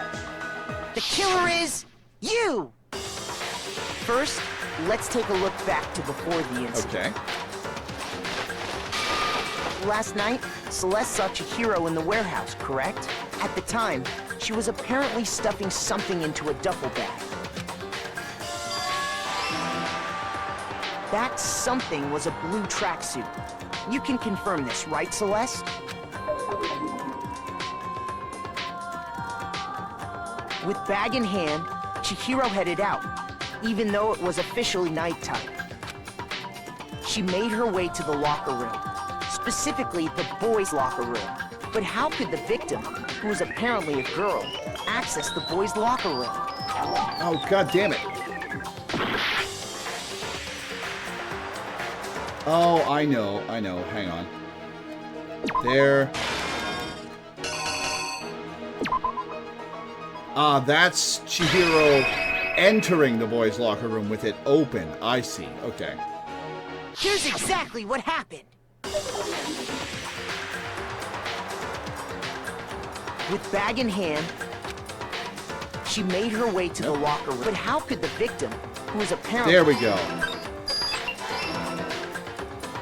Simple, because she was really the key. Which is why he was able to use his own e-handbook to gain entrance to the boys' locker room. Once inside, he met with someone there. And the person he met was the one who killed him. It seems likely that the killer grabbed the nearby dumbbell, approached the unsuspecting Chihiro, and attacked him. And that's where the bloodstains on the poster and carpeting in the boys' locker room came from.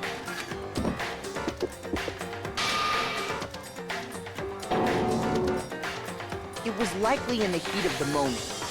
The body was arranged, but the murder itself felt unplanned. Which is why the killer hurried to try and hide the act. First, pulling up the bloodstained carpet. Then, removing the bloody poster. And finally carrying the corpse into the girls' locker room. A girl's handbook was necessary to get into the locker room, of course. But this alone doesn't prove that the killer was necessarily a girl. After all, Sayaka and Junko's handbooks had been placed in the main hall. Using one of those, a boy could get into the girls' locker room without much problem. When did Mondo find out about those? What, did we run into him in the main exactly hall last how the time? killer did it. Where he was definitely not doing anything suspicious? Definitely. With the carpet and the poster they brought with them, they got to work. They changed the layout of the boys and girls' locker room in what you might call a crime scene switch. That could have been the end of things, but no. Byakuya discovered the body and decided to intervene in the situation, making things even more Sakura, complicated. never let this guy near an investigation again.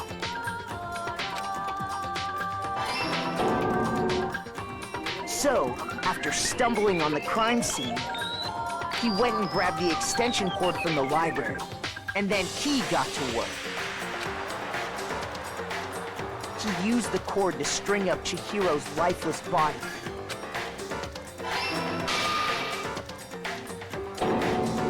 Then, using the victim's own blood, he left a grisly message there at the scene of the crime. He wanted to create the illusion that Genocide Jack was responsible for the slaughter. Okay. What did I get wrong there?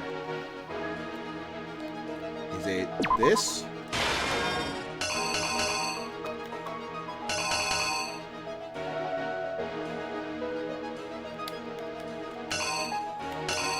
Okay, maybe it's this order? This looks like the letter in the library. Is that a handbook?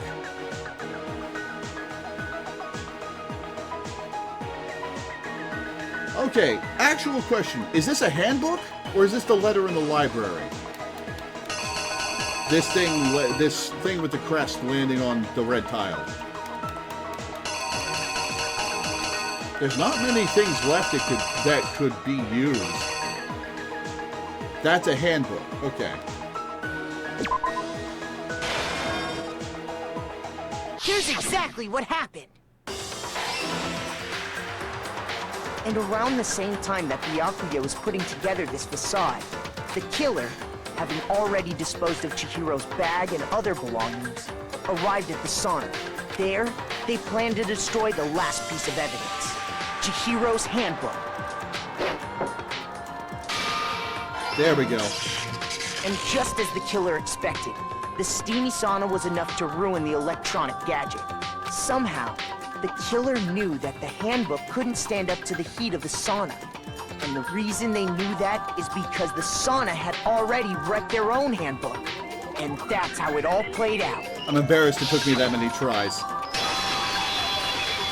Isn't that right, Mondo Owada?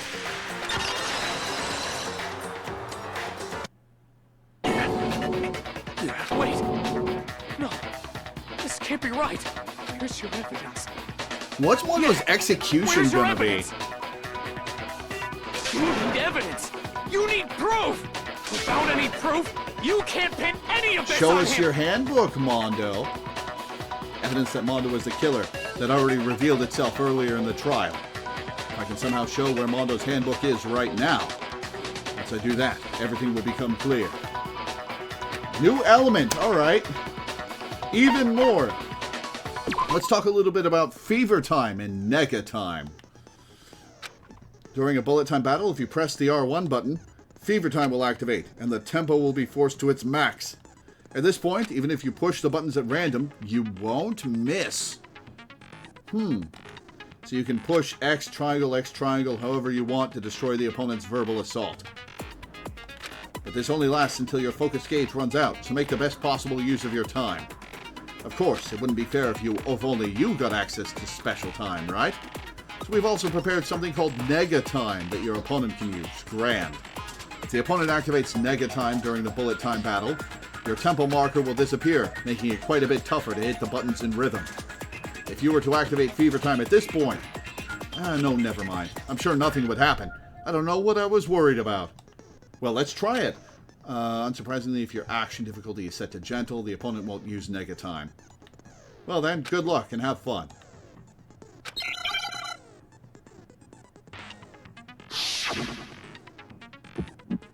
It is Taka! Show me some evidence! You're wrong! I won't listen! I refute you! False! Show me some evidence! I won't listen! False! I refuse to vote! Show me some evidence! You're wrong! I won't listen! I refute you! False! Show me some evidence! I won't listen! False! You're corrupt! Now a strike. Show me some evidence! This should prove it. I thought it was going to be Taka. That's a fun twist on the formula. Thinking so far is right, Mondo must have replaced his broken handbook with Leon's. In which case, we can just check each of our handbooks right now. Once we do that, we'll... We don't gotta do that. Oh, he's gonna fess up. Huh? Yeah. I did it. I killed him.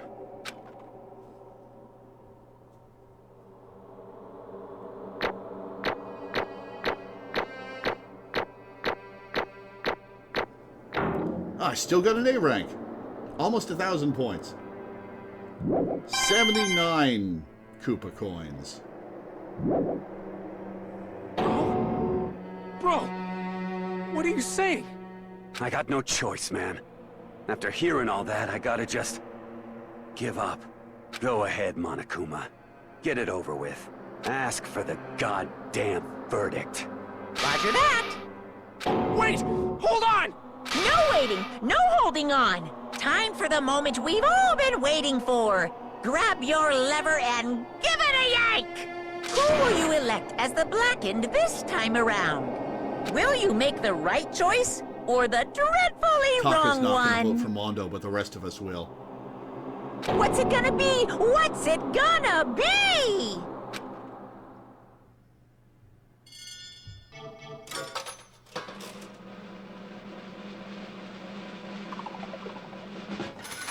This makes me sad. I liked Mondo.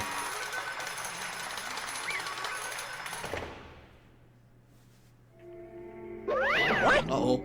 This time it looks like... You got it right again. Yes, it is so. The Blackened that killed Chihiro Fujisaki was... Mondo Arata! So is Chihiro a gender-neutral name?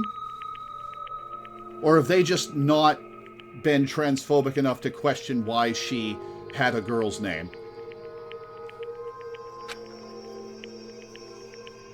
Unbelievable. In case you're wondering, the vote was not unanimous. Kiyotaka chose the wrong answer. You're treading very close to the danger zone, Mr. Ishimaru. You need to be more careful.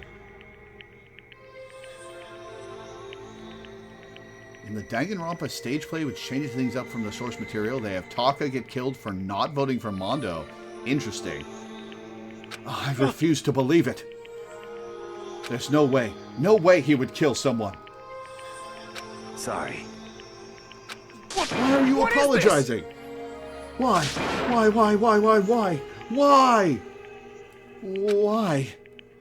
Why did you do it? Well, it looks like Mondo's taken a vow of silence, so allow me to explain on his behalf.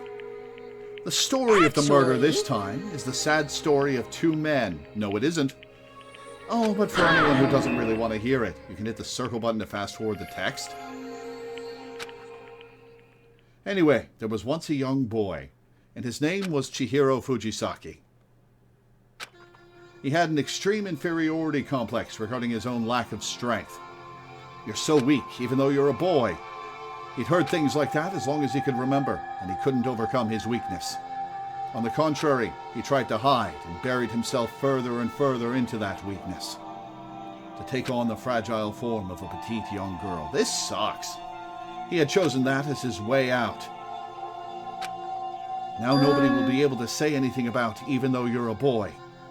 But no matter how tightly he wrapped himself up in that shell, the inferiority complex had already taken root deep inside of him and was not so easily weeded out. As it turned out, the shell was completely empty. The complex didn't disappear. Instead, it only grew stronger and stronger. I'm weak. Weak, weak, weak, weak, weak, weak, weak, weak. Once the killing game had begun here at the school, he had no choice but to accept this fact. After all, this world is survival of the fittest. If you're not strong, you don't survive. And then the lovely and hateful Monokuma announced the revealing of the embarrassing secrets. Which, of course, included Chihiro's embarrassing secret, which I was more than willing to divulge. Even though he dresses like a girl, Chihiro is actually a boy. Hey, and that was something Chihiro couldn't let anyone find out, no matter the cost. If that was revealed, it would be the end. The hardened shell would crack. The armor would fall away. Without a doubt, those around him would torture him more than ever before. Everyone figured being thrust into such a dilemma must have sent him spiraling into despair. And yet... I'm sorry. I don't really want to talk about it right now. But I also don't want to leave things the way they are, so maybe I can talk about it later. After I try my best to become strong, then I can tell everyone. Annoyingly, he used the threat of discovery to motivate himself to become stronger. Now's my chance. I'm going to get stronger and accept who I am. Strong enough so that when someone says, even though you're a boy, I'll be okay, I'll get better. With that thought at the front of his mind, he resolved to take immediate action. And so, that day, he made the commitment to begin exercising. He was prepared to retrain his mind and body. But sadly, that would be the first and only chance he would get at it. When he decided to start exercising, he thought it would be good to ask for someone's help. But he wanted to tell that person his secret first, and then ask them to help him from there. And the person he went to... Yeah, it was that's me. right. Yep, it sure was. Oh, shut up, Monokuma. The biker gang fella had been painfully clear about how important his manly promises were. So Chihiro probably figured that even if he confided in Mondo, his honor would make him keep the secret. Plus, Mr. Macho Mondo was the very symbol of a strong man that Chihiro had always aspired to. Maybe talking to Mondo about it will help give me some courage. So we went and asked Mondo to help him become strong. That was his aspiration, and he thought that only with Mondo's support would he ever be able to come close to that. So then, that must be why Mondo did what he did, to keep the promise he'd made to Chihiro. Huh? Did what he did? Oh! Mondo was trying to hide Chihiro being trans. That's why he swapped the body to the other room. He was trying to keep her secret. You mean, that's why Mondo carried Chihiro from the boys' locker room into the girls' locker room? Yes, Indeed. That's exactly what I mean. Wasn't that to cover up what he'd done? That could have been part of it, but I don't think it was the main reason. The real purpose was to keep the promise between men he'd made to Chihiro. But how does moving the body keep his secret? Because if everyone knew he'd been killed in the boys' locker room, then everyone would have been arguing about how she got into the boys' locker room, right? Once that started up, at least a few of us would have immediately begun to suspect his identity. So, he tried to protect Chihiro's secret by putting him in the girls' locker room and stealing his handbook. See? Man. Non-transphobe biker delinquent. I do like Mondo. Then Mondo did all that to keep the promise he'd made to Chihiro, who he'd also killed? Why would he do that? The more I hear you talk, the more I don't understand. I mean, you guys trusted each other, right? So why? Why did you?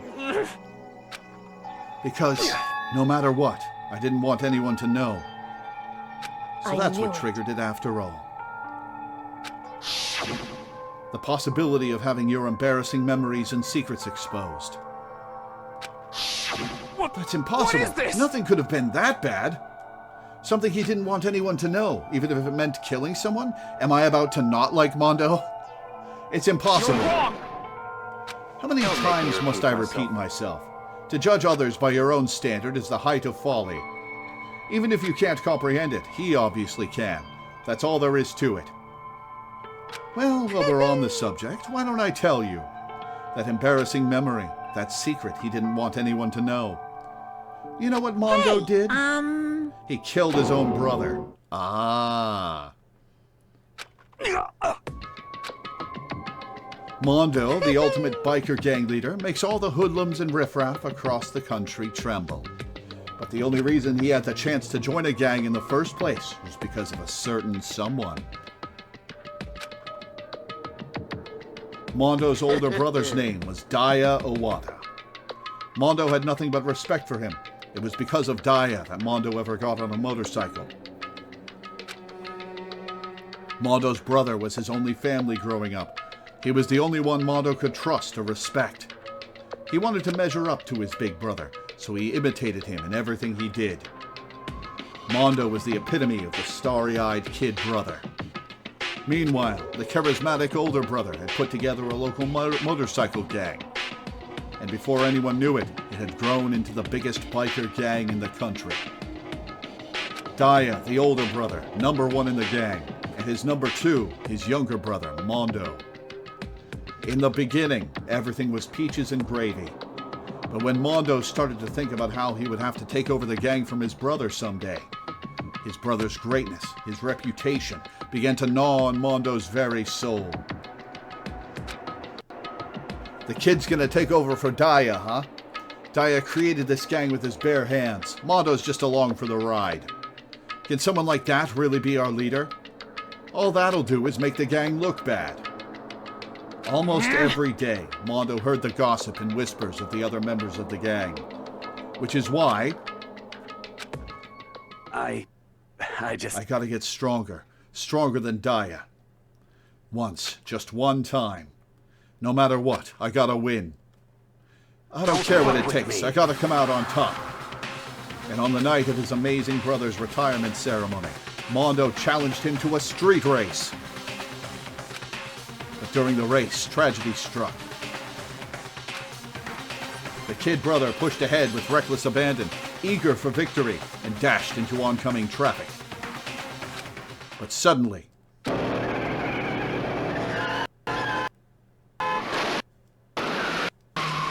Yeah. Laying in his kid brother's arms, the older brother delivered his final words. "My bad, kid. I fucked up. Sorry." Of course he knew it was his brother's fault, but Daya never blamed him for what happened. "Hey, kid, the rest is up to you. No matter what, you gotta keep the gang together. Because it's the team, you and me, put together. It's a promise between men." Just don't laugh, Monokuma. He decided to hide the truth of what happened from everyone else in the gang, in order to keep the gang together and keep the promise to his brother. He could never admit to anyone that it was his own weakness that had caused the accident. And as a result, the team was made even stronger, under the banner of the kid who'd bested his big brother. Daya was going to lose to his kid brother, so he got stupid and got himself killed. That became the explanation for what happened. Mondo's lie became the truth. He wanted to lead the team so bad, he was willing to tell all kinds of lies about his brother. I'm just strong. Strong. And yet, as soon as our killing game began, he realized, no matter how tough he pretended to be, he was just another weakling that could die in an instant. And then the lovely, the hateful Monokuma announced the revealing of the embarrassing secrets. At that point, it was clear I would have no problem shedding light on his secret. Mondo killed his own older brother. No matter what, I couldn't let the other gang members find out. If that happened, everything would have been ruined. Everything me and my brother had worked to create would have been destroyed. His death, all the guilt I'd been carrying around, it all would have been for nothing. So that's why. That's why I... Mondo. After I saw what Monokuma had on me, my head filled up with a kind of fuzzy uneasiness and just started swirling around. I'd never felt anything like it before. I didn't know what to do about it. I wasn't sure what to think or say, but after a while, that fuzzy uneasiness turned itself into a rock-hard lump of anxiety way down in my stomach. And it was right around then that Chihiro asked me to start working out with him. And right there, he told me a secret. Seriously? Jesus. Yeah. I'm sorry. I'm sorry I lied to you. But why? Why now? Why are you telling me this all of a sudden? Huh? Huh? Because, I mean, you've kept that secret all this time, right? If anyone found out, you would... You're right, but... I want to change. I wrapped myself in lies. I'm weak. I want to destroy that version of me forever. His words were like a knife in my gut. I felt like he was exposing the lie I'd been living myself. I have to change. I don't want to be weak anymore. You're so strong, it can't hurt you, right? Man, my prediction about Mondo being a murder victim or a late-game character was so off.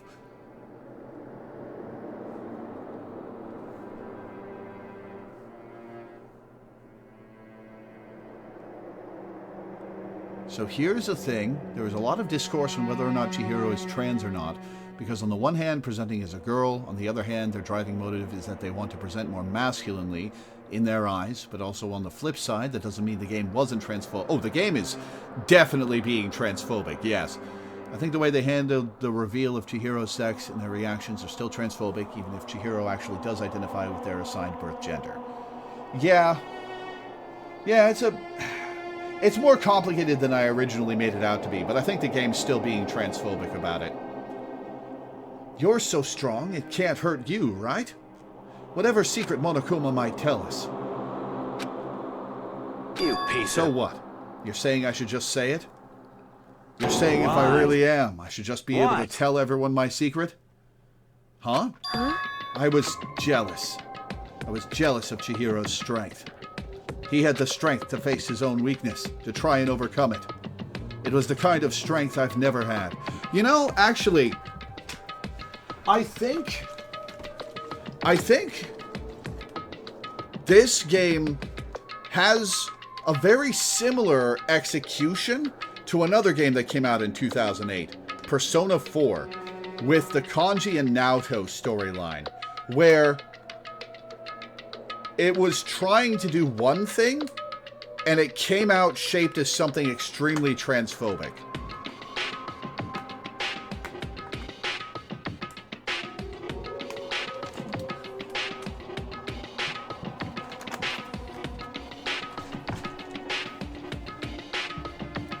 It was the kind of strength I've never had, so I was jealous of him. And that jealousy broke me. Are you making fun of me? I'm strong? Are you fucking with me right now? I'm not making fun of you. You really are strong, Mondo. I felt like I could hear something starting to creak. Something inside my head. What did he want me to do? What was I supposed to do? Was I supposed to just sit back, let my secret get revealed, and ruin everything? What's wrong? Why did you have to tell me all that? Damn you! Are you trying to rub my failure in my face? I No, just wanted I just to... really admire you. Even Kodaka has said this would likely be written very differently had he done it these days. Yeah. I should hope so.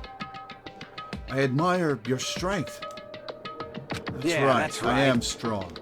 Strong. I'm strong. Strong, strong, strong, strong, strong, strong. Stronger than you. And stronger than son Gaia. of a bitch! I don't remember anything after that. When I woke up again, he was laying at my feet, covered in blood. I had the dumbbell in my hand, and I was just staring at him, down on the ground. Hey! I killed him. I killed Chihiro. Even after all this time, I'm still just as weak as I've always been.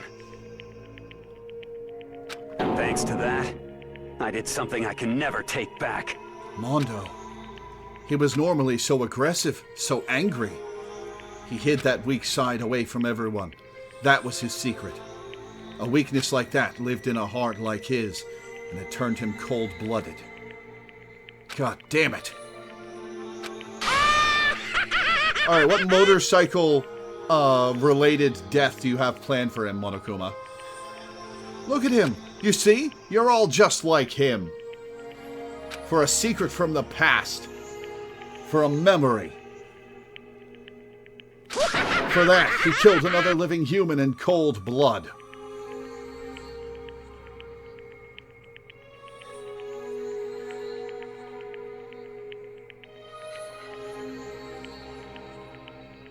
He couldn't cut free of his regrets from the outside world.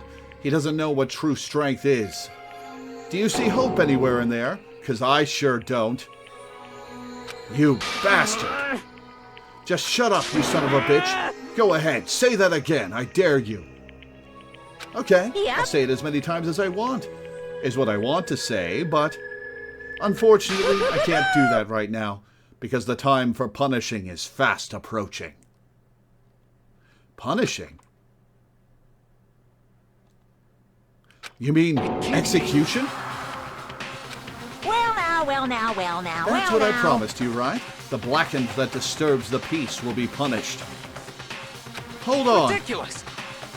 Now then, I prepared a very special punishment! For Mondo Owada, the ultimate biker gang leader. No, wait! Let's give it everything we've got! It's punishment time! I said wait! Was Taka about to die by punching Monokuma? Sorry, man. I couldn't keep the promise we made. From one man to another.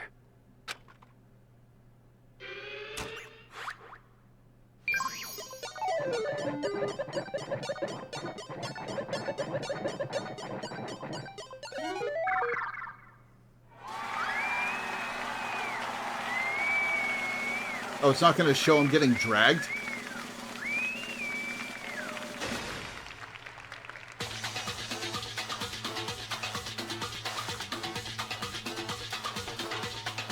Oh, you got to imitate his hair? Come on.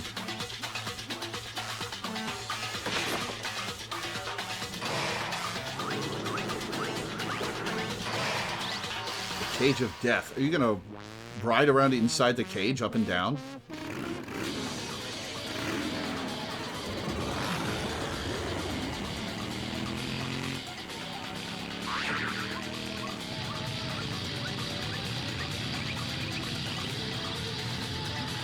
Oh, fire-breathing tigers, maybe?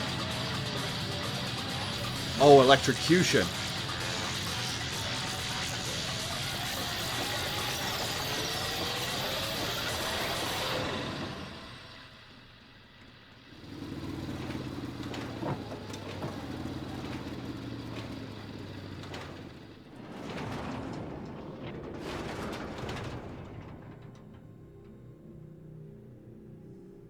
Untranslatable Japanese fable? Ah.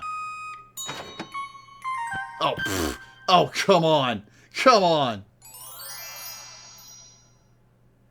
This is a reference to a story called The Story of Little Black Sambo. I see. Laugh at death, and your soul will forever be at peace. The story tells of a poor Indian boy who defeated 4 tigers by tricking them into running around a tree so fast that they turned into butter, which he and his family then used to make pancakes. That is... Huh.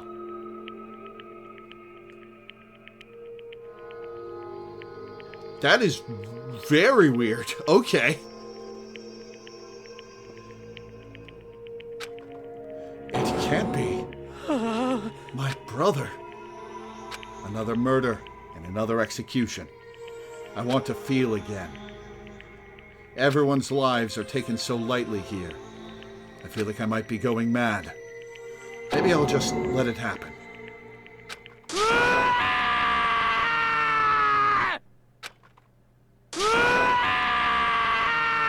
Repeating the same voice clip over and over.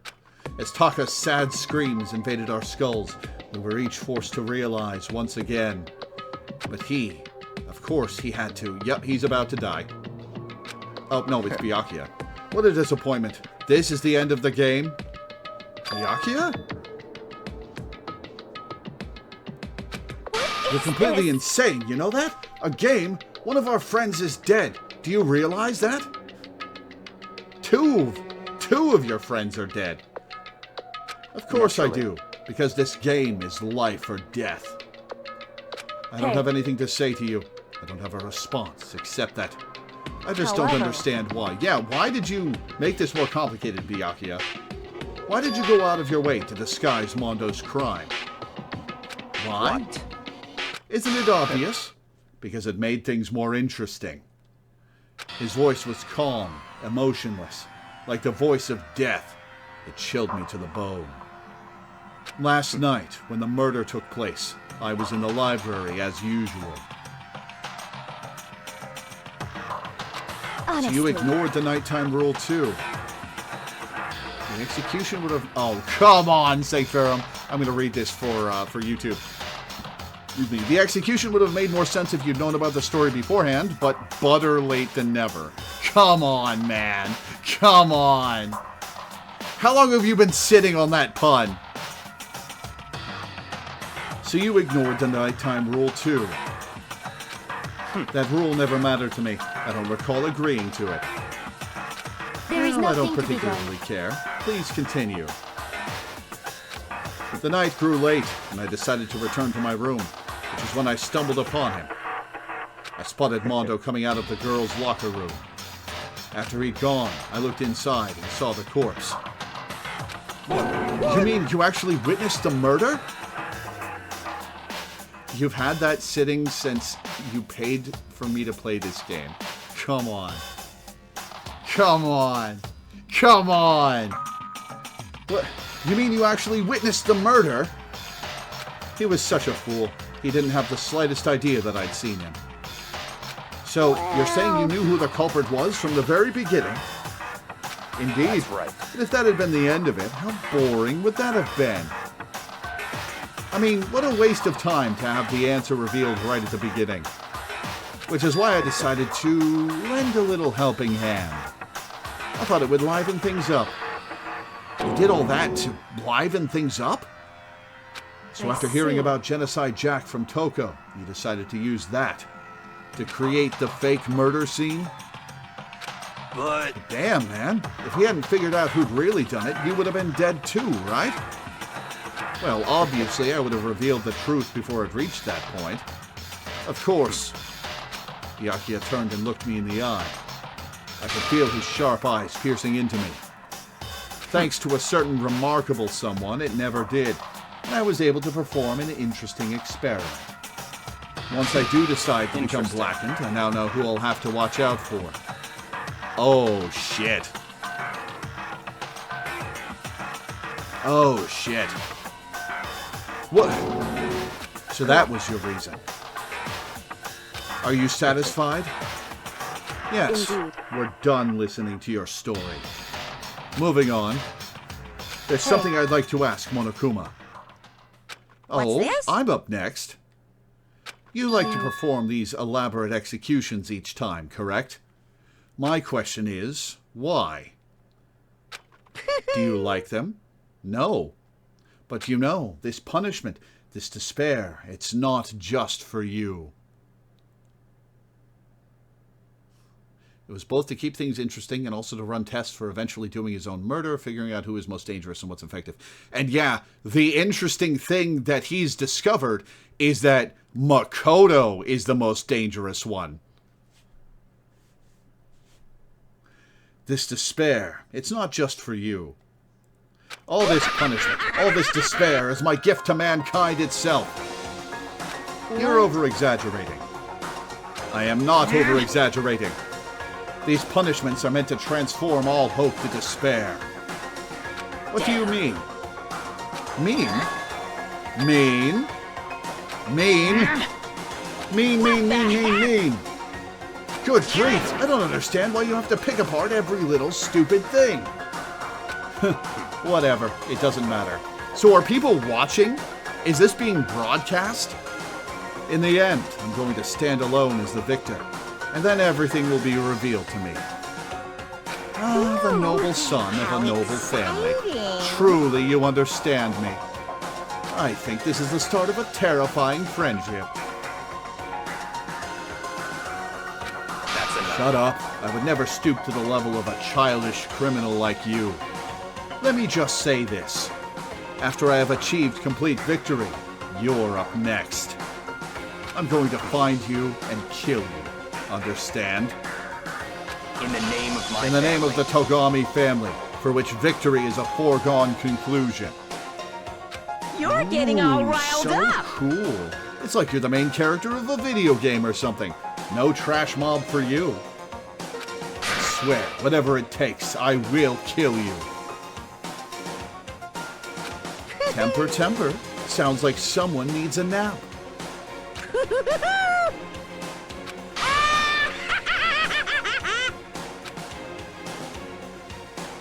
Monokuma's laughter pealed across the courtroom, and the curtain closed on the case of Chihiro and Mondo. But I knew that wasn't the end. The killing game would still continue, because the mastermind wouldn't let it end. For those of us who were still alive, our worst fear and despair kept on multiplying. It was the kind of despair that felt like a blind puppy in hell had more of a future than us. All of our courage, our effort, our friendship, it felt like it amounted to nothing at all. It was the worst kind of despair.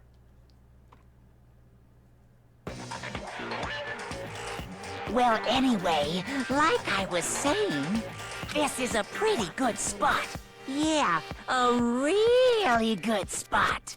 Anyway, isn't it amazing how that girl went and killed someone before things even had a chance to get boring? Once things really get moving, it'll be like a roller coaster. There won't be any stopping it. Fear and despair charge forward at a speed nothing can hope to match. But I must admit, I'm disappointed. I went to all the pain and effort of making you part of the group, and you couldn't play your part. Oh? You do remember you were supposed to make the first move, right? Well, no biggie. Oh? Who's this? Nothing we can do about it now, so just do your best to make things more exciting from now on, okay? After all, that's what everyone wants to see. There's one thing I'd like to ask you. As long as you don't want to know my measurements, fire away! Who is it? The 16th high school student, I mean. Excuse me? Ooh, my, you really took me by surprise. 16th? I know I said you could ask anything, but super denied, ultra denied, demonic denied. Because you see, that's my ace in the hole. And nobody'd be dumb enough to reveal that, right? No matter how close they were to their friends. Interesting. 16th student. Who's that gonna be? Chapter 2, the end. 10 surviving students. To be continued. Give me a save point. I've already gone over the amount of time this patron wants to watch. Sorry this is taking so long, Sanctferum. God, I started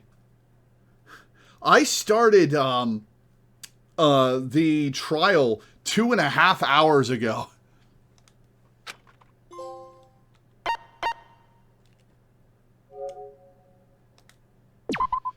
All right. That save is where we're going to stop. The opposite of complaining here. Hey, fair enough. I know you don't like the longer streams, but hey, if you're happy with it, you're happy with it. Excellent. Okay. Well, that was certainly something. Can you change the difficulty at this point?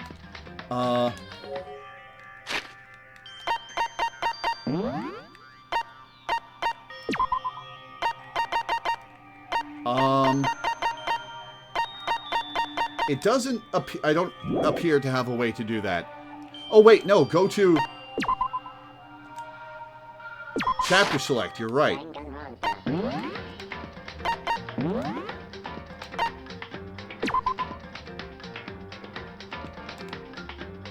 I can change the difficulty. Lord would have to replay at least part of the trial to do it. I can change this to mean and replay the trial off stream if you'd like me to. I'd like to swap to mean.